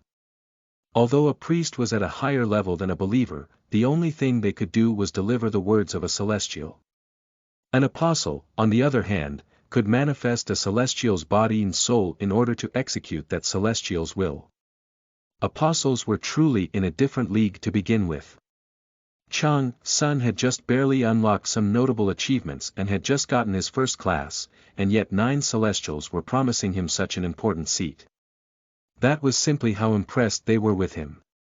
No matter how well I did in clearing the tutorial, I thought it would already be a big success if I attracted 2 to 3 deities' attention, but I see I got 9. However, it was too soon for Chang.Sun to celebrate. There were many deities who would not be particularly helpful to him. As such, he paid little attention to their messages, except those of Pablesag, J.Rumungandr, and Mephistopheles. The other deities were no doubt prominent in their own right and had generously offered Chang.Sun an apostle seat of their own, but what could they do? The other 3 were much better known than most deities. No, there is one more deity who can be compared to these 3. Aside from the 3 deities, Chang.Sun had not looked at the other 6 deities' messages in detail, but he did not miss a message from a deity who otherwise remained unusually quiet. The celestial, Twilight, piercing owl, feels very friendly toward you. Minerva, the brand's real owner, whom Mephistopheles had impersonated, had finally appeared. Strangely, however, she did not vent her anger against Mephistopheles. She usually pursued evil beings to the very depths of hell in order to kill them. Perhaps, however, it was more accurate to say that she was ignoring him. She seemed to be cautious around Mephistopheles because of his divine class. Thus, instead of dealing with him, she devoted all her attention to Chang.Sun. How I overcame the brand's temptation and saved other people must have caught her eye. She always cries out for justice. To be honest, Chang's son had meant for that to happen. He had intended to reject Mephistopheles' offer of control over the brands to begin with, but he had also expected that Minerva would be interested in him if he did, considering her personality. Fortunately for him, his prediction had turned out to be true. The aforementioned three are all evil-aligned deities. Thanks to Minerva, the imbalanced scale is now finally balanced. My alignment won't change too much in the future. Scales of good and evil, good. 40% evil. 60% Chang's son had no intention of tilting the scale too far to one side. If he played an active role in one faction, he would surely get a lot of support, but that also meant he would make many enemies in the other faction. I made enough enemies in the past. This time, I'm going to walk a fine line. Chang's son thought as he finally came to a conclusion. 4 minutes have passed. 9 celestials keep their eyes and ears open to see which celestial will be chosen to become your guardian. If you do not have a guardian, you will lag behind other players of your level, as you will be unable to receive blessings. You are strongly recommended to make a choice as soon as possible. The celestial, a good season to hunt, awaits your answer. The celestial, world, encircling serpent awaits your decision. The celestial, abyss, chasing great devil, awaits your response. The celestial, twilight, piercing owl, awaits your choice. Of course, Chang's son had no intention to choose one of them. 5 minutes have now elapsed. You have not chosen a guardian. Your current status is no guardian. The celestial, a good season to hunt, lets out a very long sigh once again.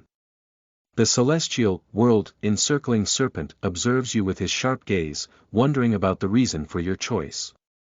The celestial, abyss, chasing great devil is waiting for your response. The celestial, twilight, piercing owl advises you that it would be good to think about this matter for a long time, although she adds that it is a shame that you have not chosen anyone. Celestials who are interested in you retain their false hopes. Celestials who desire you have become angry, fed up with your endless greed.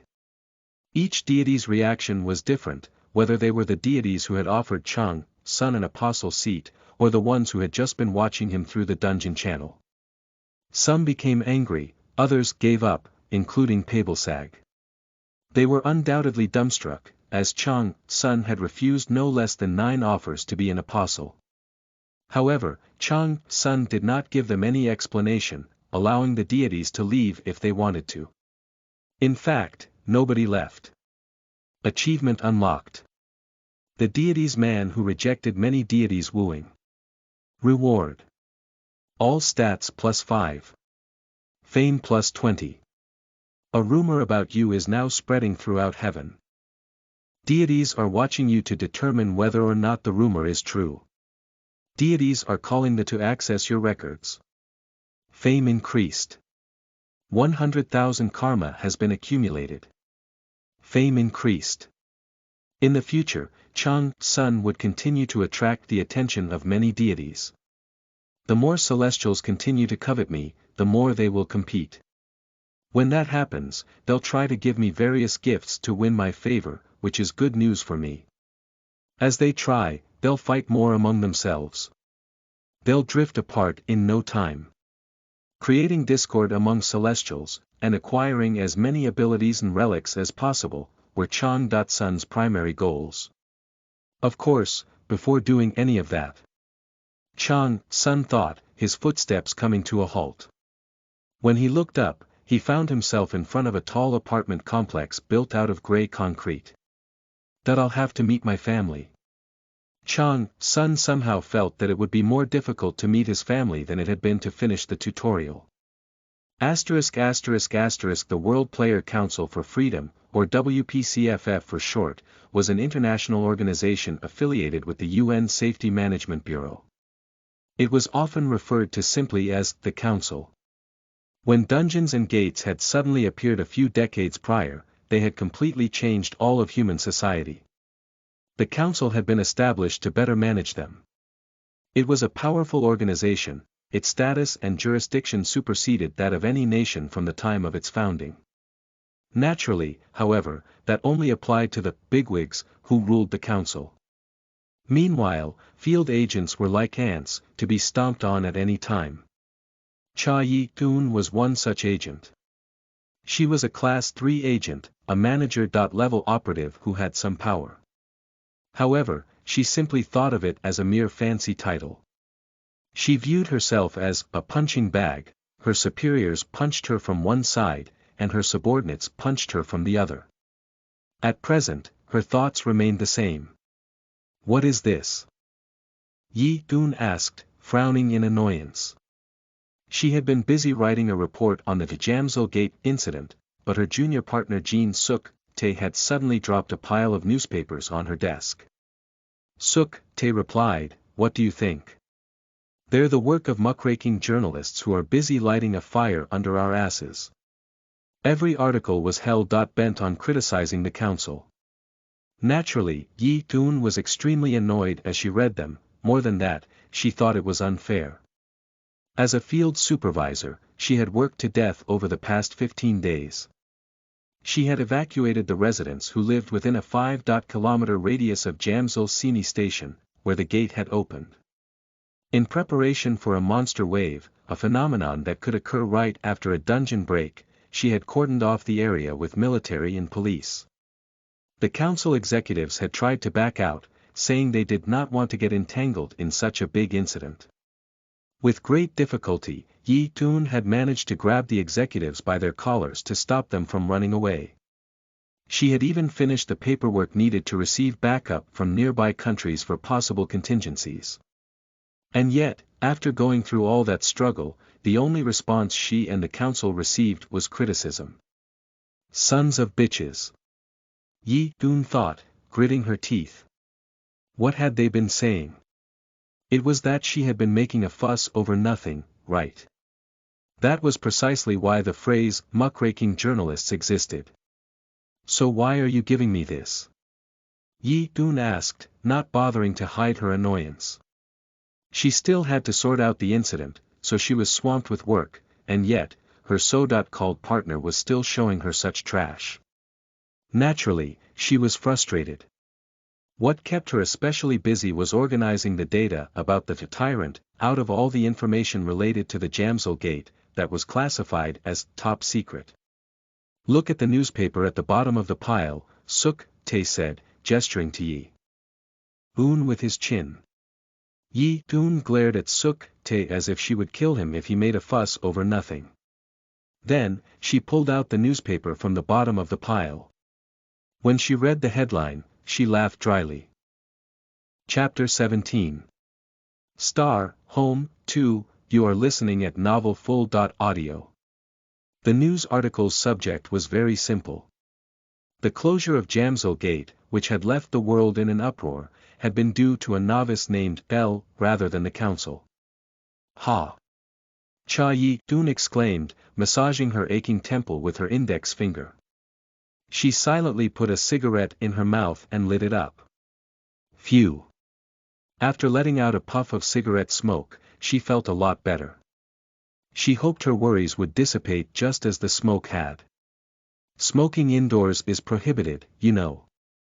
Jin Suk-tae remarked. Read the room before I slap your mouth, Yi-dun snapped without looking at Suk-tae.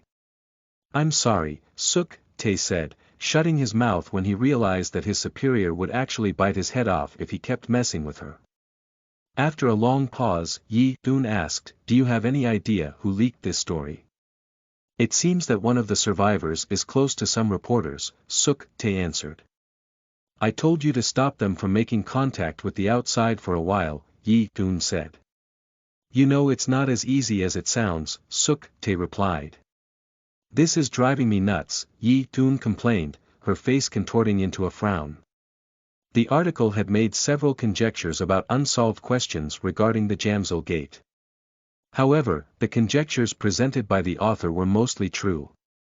Such an article did Yi-dun no favors, as she was still investigating the incident in secret.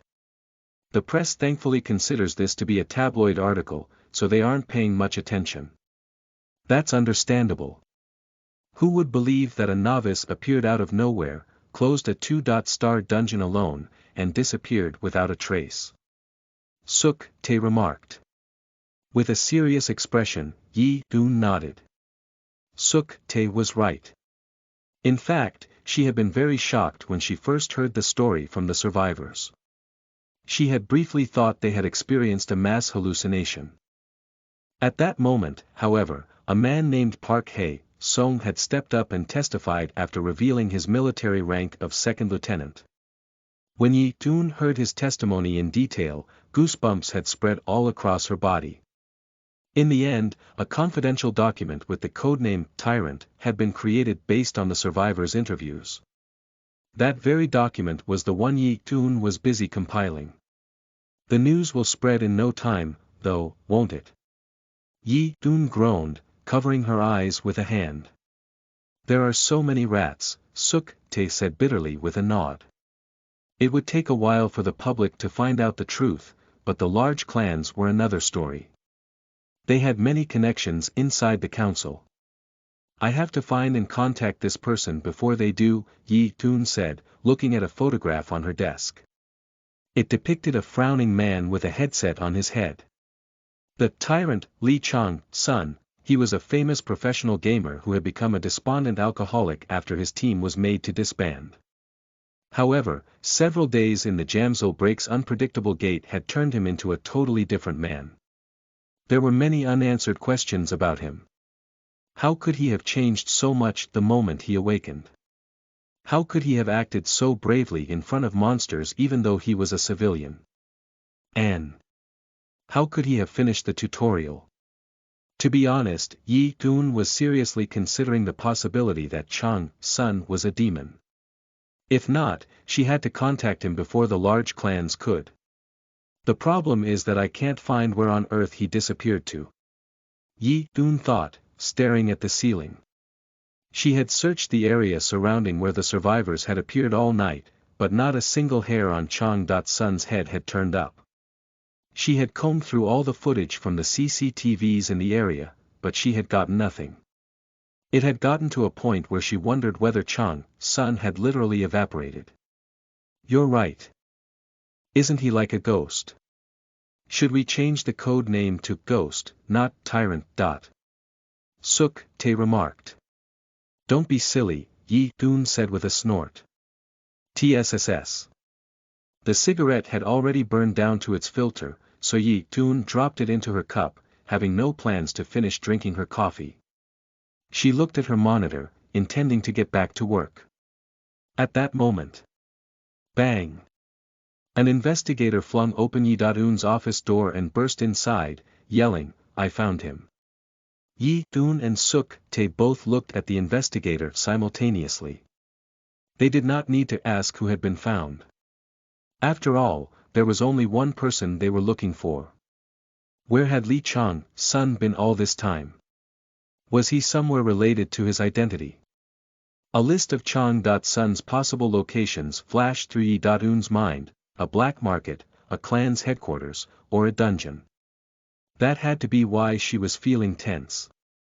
So where is he? Yi Doon asked as she put on her jacket. He is at home, the investigator reported. What did you say? Yi Doon froze upon hearing the investigator's unexpected answer, thinking she had misheard it. He is at home, the investigator timidly repeated. The investigator's answer was still the same, leaving Yi Doon and Suk Tae so baffled that they stood silently in place for a long time. ***** beep. I'm home, Chang-sun called out after opening the automatic lock on the door, before cautiously opening it and heading inside. When he first returned to Earth, he had been worried that he would be unable to go back home, as he could not remember his address or his apartment unit's number. However, his body had begun to move automatically, bringing him onto a blue bus headed for Jamsil. His hand had even keyed in the passcode of the automatic lock on its own. The inside of his home did not feel as foreign as he had thought it would. Did you have a good day? Chang-sun's mother gently asked. She seemed to have been cooking. Until she came out to greet Chang-sun, he had heard her chopping something on a cutting board. Off to one side, a pot of doenjang.jjigae was boiling on the stove. How should I answer her? Sun pondered the simple question for a while. Would it be appropriate to run toward his mother and say he missed her? Or would it be better to answer as calmly as possible? After thinking it through, Sun answered simply, "Yes, I had a good day." "Did you eat?" Sun's mother asked with a smile. "Not yet," Sun replied. "Is that so? Then I'll cook you breakfast in no time, so please rest for a moment," Sun's mother said. Sun had finally met his mother for the first time in hundreds of years. She looked older than Sun remembered, but she was still beautiful. She had even worked as an actress when she was young. When Sun's school held open classes for parents, Sun's friends had used to envy Sun for having a beautiful mother. The young Sun had used that as a pretext to act pompously in those days. However, it seemed that even his mother was not immune to time, and her face was more wrinkled than before.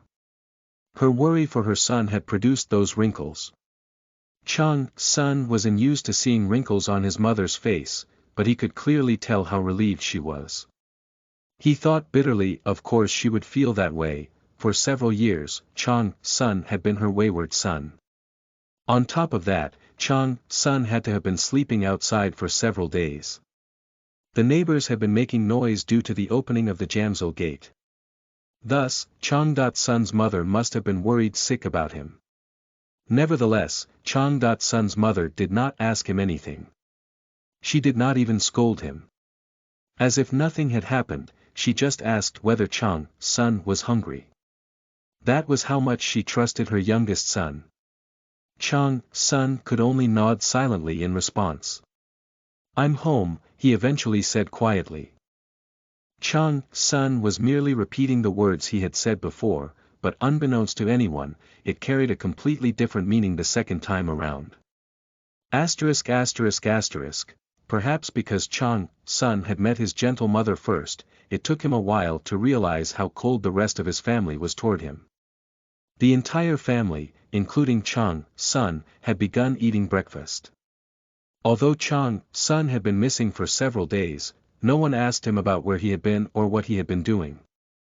They all quietly emptied their rice bowls and the accompanying banchan. "Yeah, this is why I tried to stay away from home," Sun thought as he awkwardly shoved a spoonful of rice into his mouth. His father's family ran a big business, big enough to be called semi-chaebol. His father was the youngest son, who had gone to a medical school and inherited a large hospital without any issues. On the other hand, his mother came from a famous family of scholars. Several well-known legal professionals and diplomats came from that side of the family. Sun's family was a typical upper-class family, just like the ones often seen in TV dramas. Due to his family background, Sun had been treated like a freak for choosing a different path. His brother had gone to medical school, just like their father. Meanwhile, his sister had studied music abroad in the Netherlands, and had even won a few awards in music competitions. However, Sun was very different from both his brother and sister. He had been unusually obsessed with games because of his strong desire to win, and tried to forge his own path in life. "I remembered my family too fondly. Right, this is why I had no lingering feelings for them." At this point in his past, he had become completely dejected after being forced to retire. Afterward, his family had begun to look at him disapprovingly. Still, one of their family members has just returned home after several days, looking worse for wear. How could no one worry about me? Sun thought in disbelief. He suddenly wondered whether it was worth going through so much just to return to such a cold family. However, the next thought that came to mind was that his old self had truly been trash, the primary source of discord within his family. "I will be going," Sun's brother said as he put down his spoon. "I will be going too," Sun's sister said after drinking some water. After emptying their rice bowls to a certain extent, they took their jackets and stood up. However, they did not look in Chang.Sun's direction even once. Are you going to be late again today? Chang.Sun's mother asked worriedly. There is a surgery scheduled in the evening, so I think I will be a little late, Chang.Sun's brother said with a shrug. I will be traveling out of Seoul to give a lecture, so I cannot say for sure. Just have dinner without me, Chang.Sun's sister added. Is that so? Chang.Sun's mother said as she saw the two out to the front door. When they climbed into the elevator, she sighed lightly. As all her children had become adults, it was very difficult to have dinner together. I'm a total stranger here. Chang.Sun could not help but think bitterly. He could clearly sense his mother's anxiety. To him, he felt as if his family had become total strangers. Thud. Chang.Sun's father had been eating slowly, but he abruptly dropped his spoon onto the table. For the first time, he looked at Chang.Sun and said angrily, "You said nothing until the end of the meal. You could have at least apologized. We have all been distraught for the past few days because of you." Honey, Chang.Sun's mother began, trying to stop his father. You stop right there. He is always like this because you keep coddling him, Chang.Sun's father interrupted his nervous mother, making her sit down. His wrinkled face, which Chang.Sun could see past his glasses, was full of anger. Chang.Sun felt as if he had been hit with a blunt weapon in the back of the head. Only after he had heard his father's words did he realize that he had made a mistake. The entire time, he had been waiting for his family to say they were worried about him. He had never thought of giving them an explanation first. Chang.Sun had kept some distance from his family just because he felt awkward. However, it had made his father, no, his family, angry. Do you know that your mother fainted when that Jamsil gate thing opened up? Someone from the council even came here saying you might have gotten entangled in the gate. It was a big mess. Chang.Sun's father shouted angrily at him. We were worried because no matter how many times we called, you never answered. We thought you might have been in an emergency room, so your brother called every hospital in Seoul. Your sister did not even get to go on her business trip abroad because she was helping your mother search various places to find you, Chang.Sun's father continued to yell, but Chang.Sun could say nothing in response. He continued, yes, you finally returned home after several days, looking like a beggar. And yet, you just began eating without giving us any explanation. How could you even think about eating right now? Are you even human? An animal would be more decent than you. Thump. His father sprang out of his seat, yelling, if you are going to keep living this way, I will just get you a house, so go live alone. Stop making your mother and siblings worry. Chang.Sun, say something. Your father worried a lot about you. And honey, you should stop too. He's just sorry, that's all, Chang.Sun's mother said, trying to mediate the conflict. However, Chang.Sun remained frozen, unable to say anything. Seemingly unwilling to listen to his youngest son's belated excuses, Chang.Sun's father picked up his briefcase and stormed out of the house. Chang.Sun could hear his mother hurriedly following his father to the front door.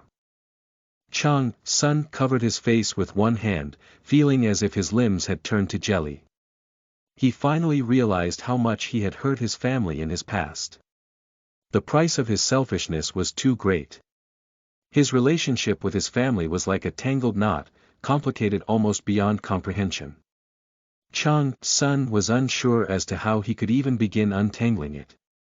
1. A traditional Korean dish, this is a stew made with soybean paste. 2. In Korean schools, there are events in which teachers let parents observe classes. Parents do not do much during these classes, they simply watch to see how their children are doing in school. 3. Korean side dishes, a staple of traditional Korean meals, usually served as an assortment of small food items. 4. Chaebol is a Korean term that usually refers to a large industrial conglomerate owned by a family. Chapter 18. Home, 3, you are listening at novelfull.audio. You know how he is. Your father just says things he does not mean when he gets angry.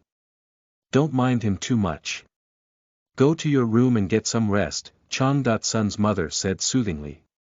Chang-sun was still frozen in place, but he forced himself to walk away due to his mother's continuous urging. However, he said quietly, I'm sorry. Huh? What did you say, sweetie? Chang-sun's mother asked. I'm sorry, Mom. I'll be careful from now on, Chang-sun repeated more loudly as he turned away. For a long time, Chang-sun's mother stood beside the table and looked at his seat. Mom. It had been 3 years since her youngest son last called her that. She felt that she would be unable to forget about this day for quite a while. Just as Chang-sun was about to enter his room, a dog came up to him, panting and wagging its tail. The dog's name was Zhang, and he had belonged to the family ever since Chang-sun was 8. Right, so you were here too, Chang-sun said with a chuckle. Zhang was already 15 years old, and was nearing the end of his life. Despite that, he looked healthy as he forced his way into Chang-sun's room. It seemed Zhang was still willing to welcome the family's pathetic youngest son back home. Chang-sun picked up Zhang and lightly stroked the dog's head. Enjoying Chang-sun's gentle strokes, Zhang yawned widely, and soon fell asleep in Chang-sun's arms. Oh yeah. He began sleeping a lot more when he got older, Chang-sun thought, smiling bitterly. After laying Zhang down on a blanket in the corner of the room, he looked around. The messy state of his room caught his attention. Did I really live in such a messy room? A pigpen would be cleaner than this. Well, I was a total mess at this point in my past. Chang-sun's room was too messy for him to use, so he decided to clean it before anything else. First, he let some fresh air in by opening the window. Next, he fixed the mountain of soju bottles on the floor, organizing them neatly so he could take them out later. When he could finally see the floor of his room, he began sweeping it with a broom. When Chang-sun's mother heard noises from Chang-sun's room, she could not help but wonder. Soon, Chang-sun emerged to throw out the soju bottles, and his mother's eyes opened wide in shock. Although Chang-sun could sense that she was watching him, he pretended not to notice it. After spending a while cleaning the room, Chang-sun was finally able to lie down on his bed. It was not perfect, but at least he had enough space to lie down. His mattress was very soft. Even though Chang-sun could feel his body loosening up, his mind remained sharp. The Celestial, a good season to hunt, wonders what your next move is. She attempts to convince you that her hunting skills will be helpful. The Celestial World Encircling Serpent says that it is important to rest from time to time. They're really taking an interest in such trivial stuff. Chang-sun thought, tilting his head in confusion. It was uncommon for Celestials to take interest in a person's boring daily life. They usually focused on dungeons, where various events constantly occurred. Well, it's a bit annoying because it feels as if they're meddling in everything I do. Paying no attention to the messages, Chang-sun began to think about other matters. He could not solve his family issues immediately, as they had been present for quite some time. Thus, he had to start by getting to know his family once again. Although they behaved awkwardly around him, he now knew that they had been very worried about him. In order to do that, he had to start by doing everything he could at the moment. I have to show them I've changed. Chang-sun thought, clenching his fists. He had to make them believe that he had become a proper adult who could take care of himself, not an alcoholic who acted like a parasite. However, Chang-sun only knew how to fight, so he would have to focus on working as a player. If he kept doing his job, his family would start to think differently of him little by little. Recalling the result of the first dungeon closure, Chang-sun began to think about his plan step by step. I got a pretty good result from my first tutorial. It's a little early, but I think it should be okay to proceed to phase 2. Chang.Sun's gaze turned sharp when the conversation he had with Thanatos in the underworld crossed his mind. Hyoju. Thanatos said that guy is also in the Saha world, right? Which deities do I need to capture first in the Saha world? Naturally, the rulers of your world. So who are they? You must be very familiar with one of them. The Calamity Tiger. When Thanatos first mentioned his name, Chang.Sun's eyes had widened. He knew very well who Hyoju was. He was one of the beings who had forced Chang.Sun to go through the divine trial. To be more accurate, however, he was just their subordinate, no, their stooge. However, Chang.Sun had not forgotten about him, because he could still vividly recall Hyoju laughing in front of him. He'll be the perfect target to signal the start of my revenge, Chang.Sun thought with a smile. But it won't be easy to capture him. That sly tiger is ferocious, but he's also quick-witted and has many subordinates. Despite his smile, there was a dangerous fire in his eyes. I have to make a lot of preparations in order to hunt such a deity. A hunt, that was how Chang.Sun thought of his revenge. I need to find a tiger's den in order to kill a tiger, right? Chang.Sun turned on his smartphone to check a website he had bookmarked on his way home. What first caught Chang.Sun's eye was the website's banner, which contained the clan's catchphrase. This clan's guardian is Hyoju. Ever since the gates had opened up on Earth, numerous celestials had begun to watch Earth. Apart from simply watching humans, celestials also chose them and granted them blessings. Moved by the celestials' miracles, many groups of believers sprang up all over the world. That was the start of the clans. Among those clans, the White Tiger clan was the one blessed by Hyoju. He sucks at naming stuff. I can't believe he named his subordinates that way, just because he's a white tiger. TSK. The White Tiger clan had a silly name, but it was not to be taken lightly. Number 1 clan in Korea, huh? It's certainly a large one. In order to capture Hyoju, he had to wage a war against the White Tiger clan. However, he had to proceed with his plan step by step, as he still lacked the power to do so. As he scrolled blankly through the website, a pop-up screen in the lower right corner brought Chang.Sun back to reality. The White Tiger clan is going to start hiring new players in a month.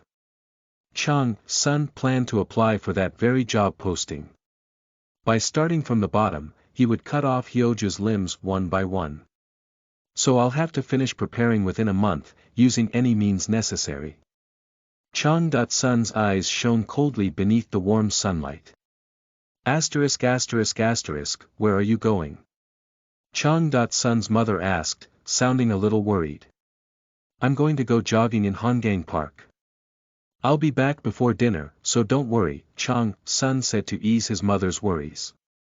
Despite his promise, however, he did not head to Hongang Park. Instead, he got into a taxi, then headed toward a mountain located in a suburban area in Hanam. He needed a place where he would not be noticed by other people. The taxi driver looked at Chang.Sun strangely, as he was traveling a great distance in plain clothes to get to a quiet location. However, he did not ask Chang.Sun any questions. Chang.Sun was also not in the mood to talk, and simply kept his earphones in during the entire ride. When he arrived at the destination, Chang.Sun sprang forth toward the foot of the mountain after confirming that the taxi had traveled a good distance away. He traveled a good distance up the mountain, to the point that the path had long since disappeared. After reaching a place where hikers would not dare to approach, Chang.Sun stopped moving and cleaned up the nearby surroundings with Tiamat Snaggletooth. He did so because the thing he was about to attempt required that he not be disturbed. During the entire process, he could not come into contact with any people, or even any wild animals. Concealment rune has been installed. Concealment rune has been installed. Chang.Sun carved runes on the nearby rocks, securing the area around him so no one would be able to approach. Then, he called out, "Open inventory." His inventory promptly opened. Revealing the inventory list. Flame goat's rib spear times 13, fire salamander's skull shield times 21. The inventory list was practically endless, because Chang Sun had received many byproducts from killing numerous monsters. However, he skillfully used filters to sort the items by various categories, only looking at the items he wanted to see. Bloody Mamba's poisonous fong times 1, Flame Tiger's flame toxin claw times 9, Ice Kite's ice toxin beak times 1, Underground Scorpion's stinger times 2, Plague Spider's poison sac times 1. The items Chang Sun was looking for were all the boss monster venom glands that he had acquired in the Forest of Fire Wielder's dungeon. Each one of them would become kindling to ignite the 8 trigrams brazier. Chang Sun planned to begin the process of attaining the impervious body. In order to capture Hyoju, his first target, he had to obtain that ability. I already have the ember, so I'll just consume these. Feeling fire elemental energy slowly coursing through his veins, Chang Sun first pulled out the Bloody Mamba's poisonous fong. The black fong was thicker than an average man's arm, it looked especially threatening in his hand. Yes, there is no better kindling to start that fire than deadly toxins that can ruin the body. As purification fire is made from the pure fire energy in a person's body, it is the most effective way to cleanse evil and kill demons. If the purification fire finds foreign substances that try to ruin the body of the 8 trigrams brazier's owner, it is bound to flare up. The stronger the foreign substances are, the stronger the purification fire will burn. That way, the fire should be hot enough to ignite the 8 trigrams brazier. When the brazier begins to burn, it will not only cleanse the foreign substances, but also any waste and impure energies within your body. There can be no better way to purify your entire body. That was what the first elder had said about the 8 trigrams brazier's fire. Burning all the waste in Chang Sun's body did not simply refer to cleaning his body. Rather, it meant that his 12 closed meridians would open, strengthening his blood vessels. In other words, he would open up a highway, an air travel route to efficiently circulate his magic. That way, the first condition to achieve the impervious body would be fulfilled. Of course, your body will be ruined even before the purification fire ignites if you just randomly swallow deadly toxins. However, swallowing milder toxins will just ruin your body without even igniting the purification fire. Then what should I do? Go through the right process. Choose the right spot wisely. Process. Spot. How am I supposed to do that? That is. First. My heart. Chang Sun thought calmly.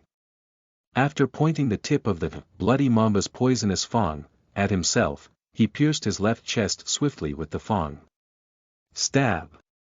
Chang Sun had accurately driven the fong between his ribs, piercing his heart with its poisonous tip. Although he felt an immense amount of pain rushing through his body, he did not even flinch, due to his incredible fighting spirit. Hiss, hiss, hiss. His heart began to beat in a strange rhythm. The Bloody Mamba's poisonous fong has pierced your heart. Deadly toxin quickly spreads throughout your body. The effect, lesser toxin resistance, has been activated. The skill is ineffective, the skill is ineffective. You have entered the poisoned state. Caution. Remove the Bloody Mamba's poisonous fong at once and try to detoxify yourself. The heart was an organ that was connected to all the blood vessels in the body, supplying blood to other organs. As Chang Sun had pierced that very organ with the fong, it was only natural for its poison to spread quickly. Badump. Badump. Chang Sun's blood circulated rapidly through his body. Due to the heavy pressure from his frantically beating heart, every vein in his body swelled up like a balloon that seemed about to pop. His face turned pale in no time, showing his blue veins. His breathing became so shallow and rough that it almost seemed as if he would faint. He was so dizzy that he felt as if he would pass out at any minute. Even though he did not care about the horrible pain, he was afraid that he would faint if he did nothing. Of course, he would really die if he lost consciousness. As he did not plan on meeting Thanatos yet, he tried everything he could to stay conscious as he drove the Fong even further into his heart. Suddenly, however, he was stopped by something. Click. He could swear he had actually heard a sound. The Fong in his hand melted away as if it had never existed. His heart swiftly absorbed the Fong, completely integrating its poison. The bloody Mamba's poisonous Fong has been completely absorbed. A hidden piece has been found. Serpent toxin factor has been acquired. The ability to create a little bit of bloody Mamba's toxin has been obtained. 50,000 karma has been accumulated. You have entered the critical state. Chang's son moved aside the messages that showed up before his eyes. At the moment, he had no time to read through the messages. He rummaged through his inventory and grabbed the Flame Tiger's flame toxin claws. There was one problem, however. He had to pierce the area surrounding his liver, which was located in his lower right abdomen, with the 9 claws. Although it did not sound easy, he searched for a place to stab without a single hint of hesitation. When he found a suitable one, he thrust the claw into it. Stab. A Flame Tiger's flame toxin claw has begun to penetrate your liver and bowels. There were 8 more claws that he had to pierce himself with before their toxin made him faint. 1. Hyoju normally refers to a kind of evil spirit in Korean shamanism. Sometimes, it is said that evil spirits that wander the world possess a person who is about to become a shaman, pretending to be the god they serve. The soon-to-be shaman's body is considered empty before their god accepts them, making them vulnerable to possession. However, this Hyoju likely just refers to a character in the novel. 2. This is an actual Korean idiom. The author used it as a pun, since Hyoju's other name is the troubled tiger. 3. There is a park located beside Hangang River. If you enjoy Korean variety shows, you may have seen people eating ramen in this park. 4. A city in Korea. Chapter 19. Star, Home, 4. You are listening at novelfull.audio. The Celestial, a good season to hunt, is shocked, and checks to see if she has any items that can help you. The Celestial World encircling serpent lets out an exclamation of surprise as he sees the hidden piece you have found. He now looks at you curiously because he thinks you are planning to do something more. Pabelsag began to panic as Chang's son, whom she wanted as her apostle, was in danger. In contrast, J.Ramungander watched Chang's son's every movement with interest. If Pabelsag was like an emotional child, J.Ramungander was more like a curious scholar. Their reactions were completely different from each other. The Celestial Abyss, chasing Great Devil, awaits your response. The Celestial Twilight, piercing Owl, cheers for you. Maintaining his previous nonchalance, Mephistopheles continued to wait for Chang's son to request a reward other than the brands. Meanwhile, Minerva watched Chang's son like a loving mother. Other than those deities, many celestials were also watching him. Although every celestial had a different reaction, they all wondered the same thing. What was Chang's son doing, and what would he accomplish through it? Doviko, the underground scorpion's stinger, has penetrated your spleen. You have entered the brink of death state. By stabbing his heart, liver, kidney, and spleen, Chang's son had already gained 4 hidden pieces among the 5. He had managed to hold himself together with great difficulty, but he felt as if he would die at any second when he stabbed his spleen. The system had not been exaggerating when it said he was on the brink of death. His skin had rotted away, his bone structure had collapsed, and his muscles had melted away. As he could no longer feel his hands or see clearly, he had wasted a lot of time searching for the right spots. However, he was almost at the end. As he no longer had teeth to grit, he clenched his gums tightly and put the plague spider's poison sac, the final gland, in his mouth. He instantly felt as if he had swallowed a fireball, as the sac melted his tongue and burned his esophagus. The burning smell emanating from his mouth made Chang Sun retch, but he forced himself to swallow it. Gulp. The sound felt as loud as a thunderclap in Chang Sun's ears. The plague spider's poison sac has been absorbed into your lungs. A hidden piece has been found. Your 5 major organs are all filled with deadly toxins. 5 different deadly toxins are clashing with each other inside your body. The toxins have made your body's condition significantly worse. Swoosh. Swoosh. Swoosh. The 5 deadly toxins that had begun circulating inside Chang Sun's body clashed with each other, creating extremely complex chemical reactions. Some of them became deadlier as they combined, while others were neutralized when they met each other. Boom. Boom. Boom. Chang Sun felt as if several fireworks were exploding inside his body each time such a reaction happened. So many things were happening in his body that he had a difficult time regaining his composure.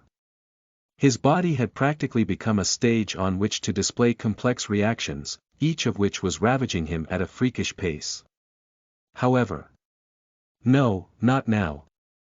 Chang Sun thought as he grabbed his thigh. He endured and endured. Consuming all of the toxins did not mean they would automatically ignite the purification fire. There would no doubt be a proper opportunity to trigger an explosion.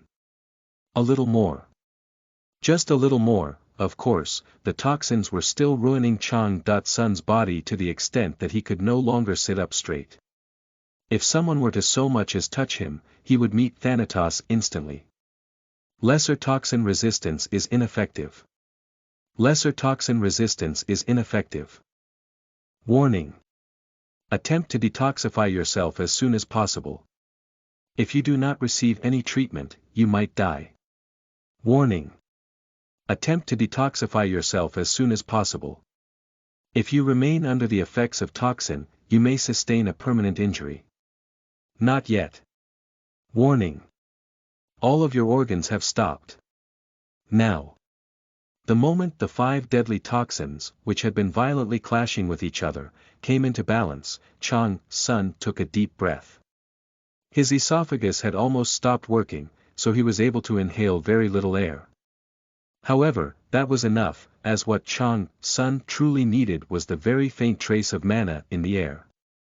The purification fire's dormant ember has absorbed mana. The purification fire has been ignited. The purification fire is flaring up. A hidden piece has been found. Shush. Right beside Chang Sun's destroyed heart, the purification fire ignited in the corner of an unassuming capillary. Like a burning field of reeds, it quickly spread, enveloping his entire body. However, instead of burning Chang Sun up, the fire embraced him, glowing with a radiant bluish-golden hue. Anyone who saw Chang Sun engulfed in the fire would undoubtedly assume that he would soon be burnt to ash. However, his body was quickly recovering instead. No, the word recovering was insufficient to describe what was happening. His body was regenerating rapidly. The purification fire's ember is growing stronger. Congratulations! You have successfully lit the 8 trigrams brazier, and the forgotten sacred fire of legend has begun to blaze. The heat of the 8 trigrams brazier is now in effect. The heat is restoring your body. The heat is regenerating your body. The heat is eliminating all toxins. The heat is eradicating all impure energies. The toxins and waste that had gushed out of Chang Sun's melted muscles disappeared, engulfed by heat. His rotted skin crumbled away, replaced by new skin. His weakened bones were replaced, becoming as solid as the dragon bones of legend. His muscles also became significantly tougher, as if his body had been covered in armor plating. However, the most outstanding change was the transformation of his magic organ. All of your acupoints have opened. All of your principal meridians have opened. All of your extraordinary meridians have opened. Your magic organ has been recreated, and your magic circuit has been remade. You have gained the fire attribute. You have gained the poison attribute. His magic organ, which was responsible for generating mana, had collapsed during the process. However, after being restored, it became significantly sturdier and larger. A great deal of mana rushed in to fill its remaining capacity. It was so pure and dense that it was incomparable to the mana he had previously. Whoosh! Whoosh! Whoosh! The 8 trigrams brazier, which had flared up almost as if it would burn Chang's Sun away with its fire, slowly calmed down. Its heat sank into his magic circuit, being integrated into Chang's Sun's own magic. Achievement unlocked. A phoenix that rises from ashes. Reward. All stats plus 15. Complete body purification. Trait. 10 toxin immunity. Skill, blood toxin. 10 toxin immunity, the highest grade of all toxin resistance. Type traits. Signifies that a person has gained powerful toxin resistance by overcoming several deadly poisons. Upon gaining resistance to a toxin, one may recreate it. Type. Trait. Effect. Powerful toxin resistance. Blood toxin creation. I got it. Chang's Sun silently exclaimed. When he stood up again, he yelled in delight, feeling his mana circulating energetically through his body. He could feel that every cell of his body had gotten stronger than before. Of course, it was impossible for a human to obtain the impervious body in a single attempt. After all, it was said that only Scorpio and Teres had achieved it. 10 toxin immunity was merely the first step to attaining the impervious body. Although he did not have immunity against all kinds of toxins, most toxins that were used by players would be ineffective. Even if they successfully poisoned him, the 8 trigrams brazier's heat would burn the toxin away completely. Open system window. Li Chang's Sun, divine name. Divine Twilight, unusable, title. Natural enemy of Serpent's faction. Underworld Guardian. Class. Rune Master level. 20 Strength. 51, plus 50, Agility. 48.4, plus 45, Health. 45, plus 45, Mana. 30.9, plus 45, Intelligence. 47, plus 45, Willpower. 45.1, plus 45, Acquired Skills. Intermediate Dagger Proficiency LV.7 Lesser Rune Creation LV.2 Lesser Rune Engraving LV.1 Viper Eyes LV.2 Lesser Trap Installation LV.6 Blood Toxin LV.1, New. Acquired Effects. Heat of the 8 trigrams brazier LV.1, New. 10 Toxin Immunity LV.1, New. Acquired Authorities. Soul Exploitation LV.1 Execution Sword LV.1 Special Note. You have successfully acquired a new trait. As your body has gone through an abrupt change, please inspect your physical condition again. Additional stat 75. After checking all his stats, Chang's Sun nodded in satisfaction, very pleased by the current state of his body. Apart from his mana, his basic stats were all over 40, signifying that his body had changed immensely after being purified. I'm sad that I couldn't get the Monkey King's fiery eyes of truth, due to my weak heat of the 8 trigrams brazier. I can solve this problem if I make it burn hotter from now on. Chang's Sun thought with a grin. In truth, he was actually quite satisfied with the fact that he had obtained the heat of the 8 trigrams brazier. As long as he had that, he would recover far more quickly than other people, so it would be very useful in combat. Besides, Chang's Sun did not only plan to use the heat of the 8 trigrams brazier as a method to heal himself, but also as a weapon after strengthening its heat. Thus, he simply thought of it as proceeding step by step. Wait. Chang's Sun thought as he noticed a skill in the system window that he had not intended to acquire. Blood Toxin. What is this? The description of 10 toxin immunity, which he had read from the system window, crossed his mind. I should be able to recreate any toxins I've gained resistance to in my body. The 10 toxin immunity, he knew, was an effect that maximized the efficiency of toxin resistance. Aside from the ability to cleanse his body, he had never heard of it having other abilities. Blood toxin, the ability to create and mix any toxins you have gained resistance to in your blood. Skill level 1. Type. Active. Effect. Secrete poison. The effects of the skill, blood toxin, were simple.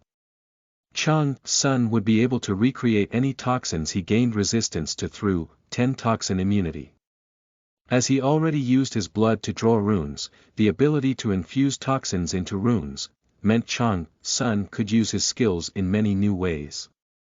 I can simply smear toxins onto my sword, but I can also use this skill with lesser trap installation. I'll even be able to strengthen my runes.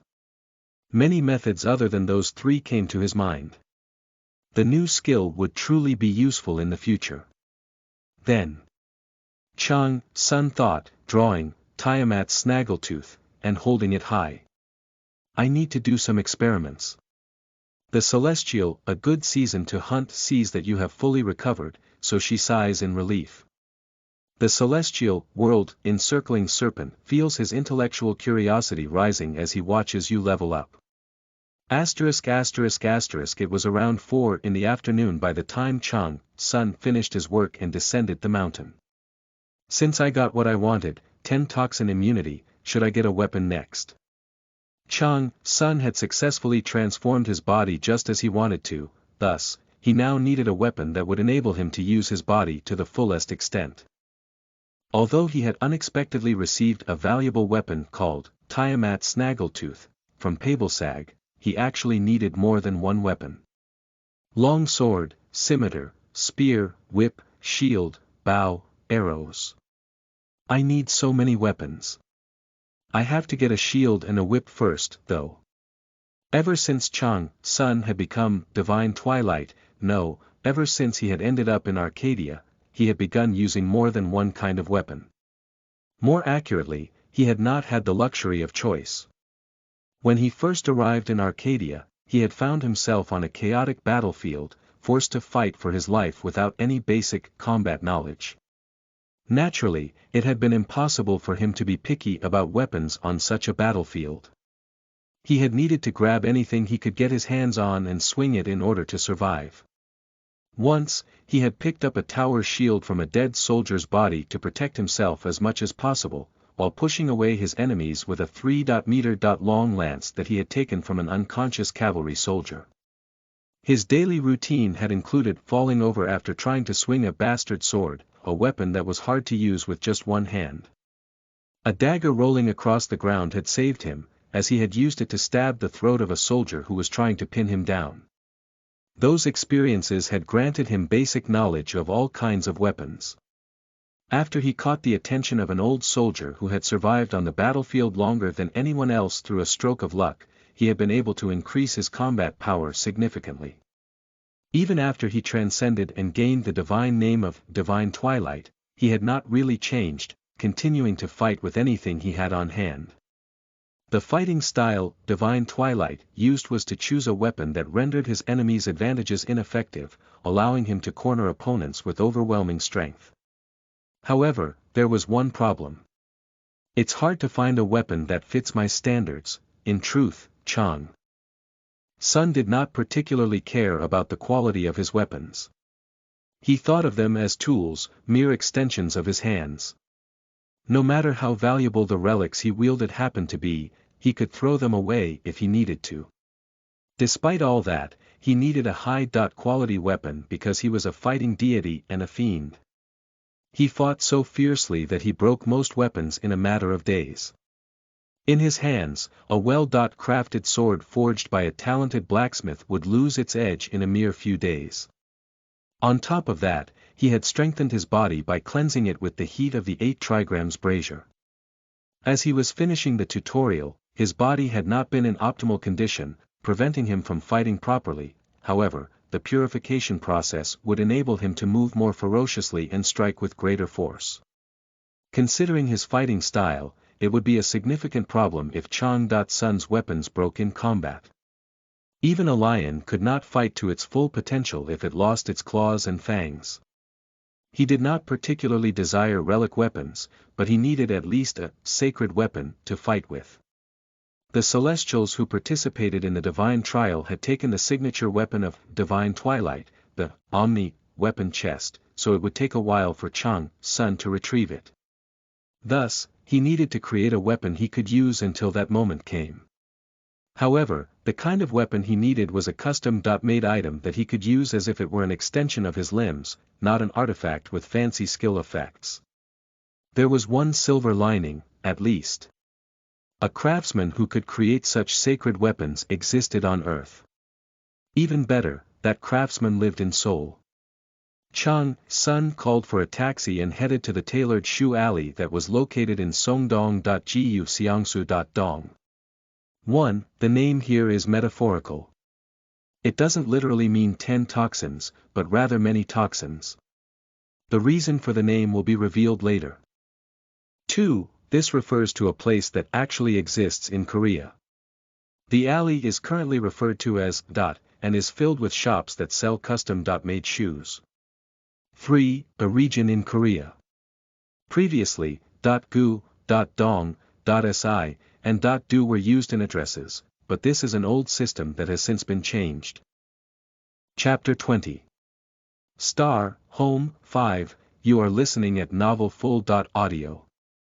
At 4:32 a.m., a 2-seater sports car entered a large apartment complex located near Jamsil-Sini Station.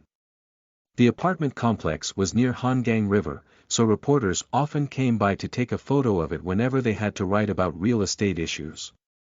Dovi ko screech. The driver's seat window of the sports car rolled down to reveal Cha Yi-toon sitting in it. She lowered her sunglasses slightly and looked up, asking, "So is this the place?" She had driven all the way over to the apartments after hearing that Lee Chang.Sun, codenamed Tyrant, was there. Although she expected to hear an answer from the passenger seat, no reply came. She turned around to see what her partner was doing.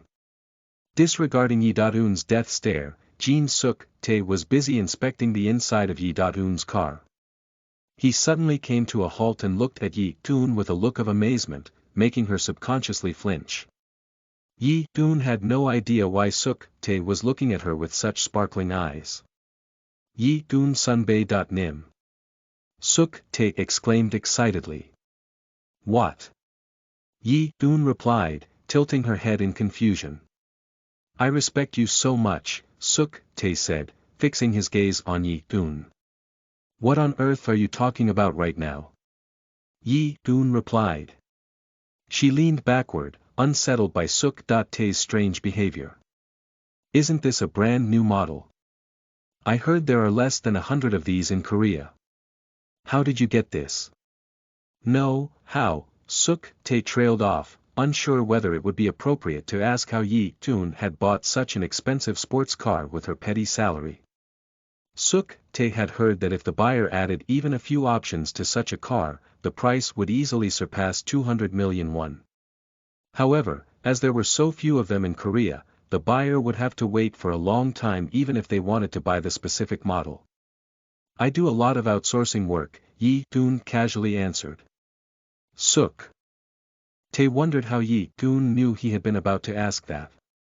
He was rendered speechless, because Yi-Eun had confidently told him that she worked as an independent player even though it was illegal for an agent of an international organization to do so. She acted as if she would not stop Suk-tae from reporting her to their superiors. If I really did that, she'd put a bullet in my head, right? Suk-tae thought, nodding silently. As he knew how talented a player Yi-Eun was, he had no intention of picking a fight with her. As such, he thought it was for the best that he respected Yi-Eun as his senior partner. He lives in apartment 241, unit 2902. The CCTV from the apartment's elevator caught him entering his home this morning, but he went out again. Still, he didn't have any baggage on him, so he'll eventually come back if we wait for him, Suk-tae eventually explained. 1, 2, 3. 29th floor. Isn't that the highest floor? Yi Dun asked. You can see the entire Hangang River from there, Suk Tae remarked. So Chang Sun himself earned a lot of money, but his family was also rich. Wow, I envy him, Yi Dun said, shaking her head. Thunk. As she got out of her car, Yi Dun adjusted her sunglasses. She sighed quietly, thinking, I have to recruit him before those hyenas notice he exists, but what if Chang Sun's really a demon? There could be nothing more heartbreaking than arresting someone in front of their family. Yi Dun desperately hoped such an unfortunate event would not happen. There were few factory districts in Seoul, one of them was in Seongsu-dong. Many shoe factories and car repair shops had done business in the district for a very long time. The local economy had shrunk over time, but it had improved when gates opened on Earth and people began to find dungeons inside them. That was because most of the local industries had begun refining dungeon materials to keep up with the times. Factories mass-produced weapons for players, while workshops created custom-made weapons for clients. They were good options, but Chang Sun was looking for someplace else, a forge. The forges were located in a narrow alley that was so hot and stuffy, no passers-by loitered in it. It was the gloomiest part of the district, and even the signage was extremely shabby. Wasn't it somewhere around here? Chang Sun wondered. Although the signs had different names, the buildings all looked the same, as if they had been copied and pasted in an image program. However, the exteriors did not matter to Chang Sun, rather, he navigated by smelling the different mana scents emanating from the industrial forges. The forge he was looking for would have a very specific scent. Chang Sun recalled the conversation he had had with Thanatos. I heard Divine Twilight's trait was, King of Weapons. So. Not many fighting deities or warring deities have acquired that trait, so I remembered it right away. Anyway, you'll need various weapons after you regress, so won't you need a blacksmith who can supply you with weapons? Is there such a person among humans? There is one. Who is it? Oh Yezi. I was really surprised when Thanatos told me Oh Yezi was in Seoul. Chang Sun thought, shaking his head. Oh Yezi was famous even in heaven. That was because Oh Yezi the divine blacksmith made whatever he wanted to create, in contrast to Taotai the devil blacksmith, who was famous for its seal, the same one engraved on Tiamat's snaggletooth. Taotai received requests from celestials to make relics. Due to Oh Yezi's personality, all the relics he created had peculiar and bizarre properties, so they were all tricky to use. However, the celestials still wanted to have his relics because they were worth the risk. Naturally, the celestials assumed that Oh Yezi was a blacksmith deity who had transcended mortality by mastering an ability. Chang Sun had also thought so, but Thanatos had told Chang Sun that Oh Yezi was a human. I heard Oh Yezi had disappeared after he made a relic for Capricorn, but was he really a human? But then Oh Yezi would be too old to work for you. Am I wrong? The name Oh Yezi doesn't belong to one person. Oh Yezi's heirs have also inherited the name Oh Yezi. Thanatos had smiled very coldly as he had explained why Oh Yezi was on Earth. After Capricorn received the relic she had ordered, she killed Oh Yezi immediately, not knowing he had a surviving heir. Chang Sun thought to himself that zodiacs certainly had many enemies, including him. The first elder, who had taught Chang Sun about heat of the 8 trigrams brazier, had also lost his family because of the zodiacs. The problem is that many of Oh Yezi's secret smithing methods disappeared after the incident, so his heirs experienced a decline over time. Chang Sun thought bitterly. Of course, Oh Yezi's heirs were still Oh Yezi, so their weapons were still great, and considered to be among the best. They would not be good enough to be considered relics, but they could be called sacred weapons. I found it. Chang Sun had been thinking about many things, but he had not stopped searching. When he arrived at his destination, he came to a stop. Among the shabby forges, the Choi Li forge was the shabbiest and the smallest of them all. Chang Sun briefly wondered if he could even call it a forge.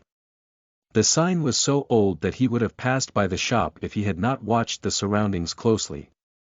Although he was skeptical for a moment as to whether the blacksmith from the forge would be able to create a proper weapon, Chang Sun's keen nose caught a faint mana scent from the Choi Li forge. I can smell divine fire. They're using a proper furnace. In order to create a high-quality weapon, the blacksmith's talent mattered the most, but it was also important to use the right kind of fire. It looked as if the current Oyezi had managed to save the original furnace. The Celestial, a good season to hunt, opens her eyes wide as she smells high-quality iron. As Pabelsag had the most interest in weapons among the four deities who continued to watch Chang Sun, she had already noticed the Choi Li forge's potential. Fortunately, the deities would not discover Oyezi's identity, even though Chang Sun had revealed his forge. He did not particularly care if they noticed the blacksmith was Oyezi, because they would just think of the blacksmith as his copycat. But what's wrong with Oyezi's forge? Chang Sun thought, tilting his head in confusion. Something was strange. Oyezi should have been able to create high-quality sacred weapons with access to a proper furnace. They would not necessarily be enough to catch Celestial's attention, but players would undoubtedly have noticed them. There are no traces of past visitors. Chang Sun thought as he tried to open the door to the forge in order to see what was going on. Clank. It's locked. Chang Sun belatedly noticed that the iron door was locked tightly, with a solid chain and a padlock. Did he go out for a moment because he had business to take care of? However, the chain and the padlock were rusty, which meant that no one had touched them for a long time. But I'm sure the furnace inside the room is lit. A blacksmith had to constantly watch over a furnace to keep the fire alive, so Oyezi could never leave the forge unattended for a long time. What's going on? I should try waiting here for a while. Choi Li forge. I have heard about it. What was that place? A middle-aged man said, searching his memories. What's up with you? You know Choi. He runs that place, another man who appeared to be his friend exclaimed, slapping the man's back. Ah, that place. I don't think he runs it anymore, so it's more accurate to say he ran it, the first man said. You're right. It's already been 5 years since he closed his forge. Man, I wonder how he's doing nowadays, but I hope he doesn't skip his meals. You know, he's a good man. He often bought drinks for me, the second man said. No one had visited the Choi Li forge even after Chang Sun spent 3 hours waiting in front of it. Thus, he had begun to ask around, hoping to get Oyezi's phone number. However, most people did not know Choi Li forge even existed, and some people who did know just said that the place had been closed for a long time. No, Oyezi can't leave his furnace unattended for a long time. 3 days would be the maximum. It was very tricky to manage a furnace that contained divine fire. Their owners usually preferred to keep the fire alive, because it was more difficult to light them again. The furnace was still blazing, so the forge was not actually closed. Chang Sun had gotten nowhere, as no one who knew about the Choi Li forge had Oyezi's phone number. It seemed that Oyezi had neither a phone or close friends. In the end, that could mean only one thing. He wanted to cut himself off from the world. Chang Sun thought as he took Tiamat Snaggletooth out of his inventory. I have no other choice. Chang Sun decided to smash through the iron door and barge in. Although he was unable to detect any human presence, he would be able to meet Oyezi if he waited inside. His decision showed zero consideration for Oyezi, but he could not afford to be considerate. His revenge plan could not go astray. The skill blood toxin has been activated. Acidic toxin has been created. Cutting his left hand deeply with Tiamat Snaggletooth, Chang Sun thoroughly coated the blade in his blood. As he was trying to force open a lock, he used an acidic toxin that was suitable for corroding metals. Clink. Clink.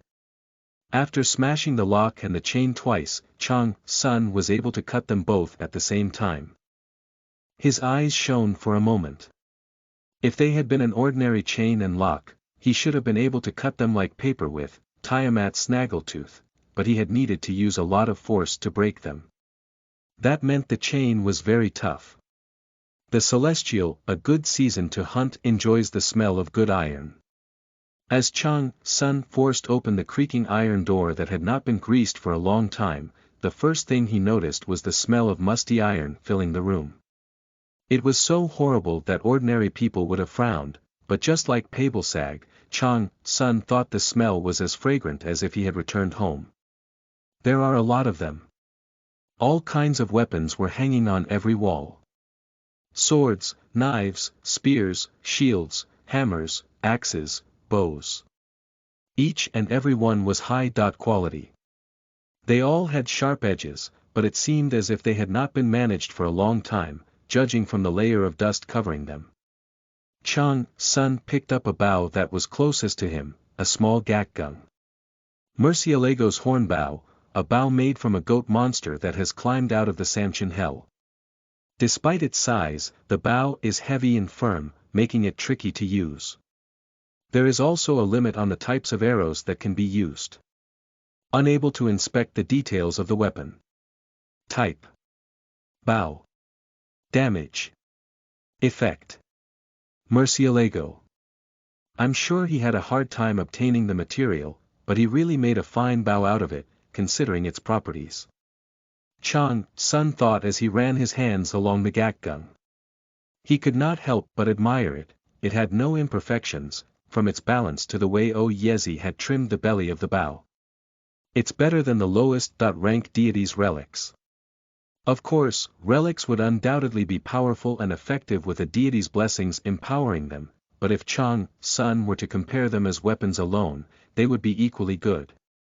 When he finished admiring it, Chang Sun strung the bow and drew it back. He also tried swinging other weapons, which only made him desire Yezi's weapons even more. The Celestial, a good season to hunt, loves this place, and she feels as if she is in paradise. The Celestial, a good season to hunt, pants in excitement as she inspects the high-quality weapons. Leaving Pabelsag to scream like an otaku, Chang Sun went deeper into the forge. An old sword that was lying in a corner caught his attention. Its narrow blade resembled a lengthened dagger. It was too long to be considered one, but too short to be considered a long sword. Unlike the other weapons, the sword was not on the wall, and it had lost its edge. Judging from its bluish shade, it appeared to have been made from bronze, not iron. However, it looked more like a fire poker that was used to rearrange firewood in a furnace. Despite that, Chang Sun felt instinctively drawn to the sword. The Celestial, a good season to hunt, criticizes you for paying attention to a strange weapon when there are other good weapons all around this place. The Celestial, a good season to hunt, urges you to throw that strange-looking sword away and inspect other weapons. Chang Sun picked up the fire poker-like sword. It was light, but its balance was completely wrong. Despite that, he trembled in excitement the entire time he looked at the sword. This is. I think I know what this is. Just then. Who are you? A man whose long hair covered his eyes emerged from a corner. He seemed to be in his early 30s. Chang Sun saw tattoos all over his neck and forearms, and 6 piercings on one of his ears. The man was so far from a typical blacksmith that no one would expect him to be one, rather he looked as if he would make a great tattooist. Despite all that, Chang Sun was not surprised by the man's looks, rather, he was shocked by something else. Is he blind? Chang Sun thought. The forge was very dark, but the man was wearing dark sunglasses, holding a seeing eye dog's leash in one hand. Woof! Woof! Neither the man nor the dog hid how wary they were of Chang Sun, the trespasser. 1. Land near Hangang River is very expensive, so newspapers often use apartments in that area as a yardstick to explain how expensive real estate in Korea has become. 2. A traditional Korean bow.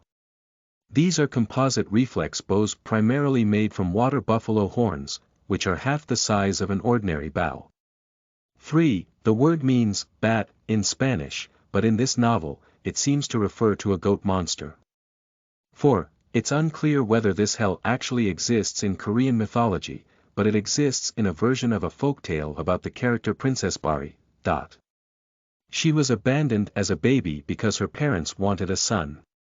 However, her parents fell sick, so they asked her to enter hell because there were herbs that could save them. She went to that hell in order to obtain the materials she needed to save her parents.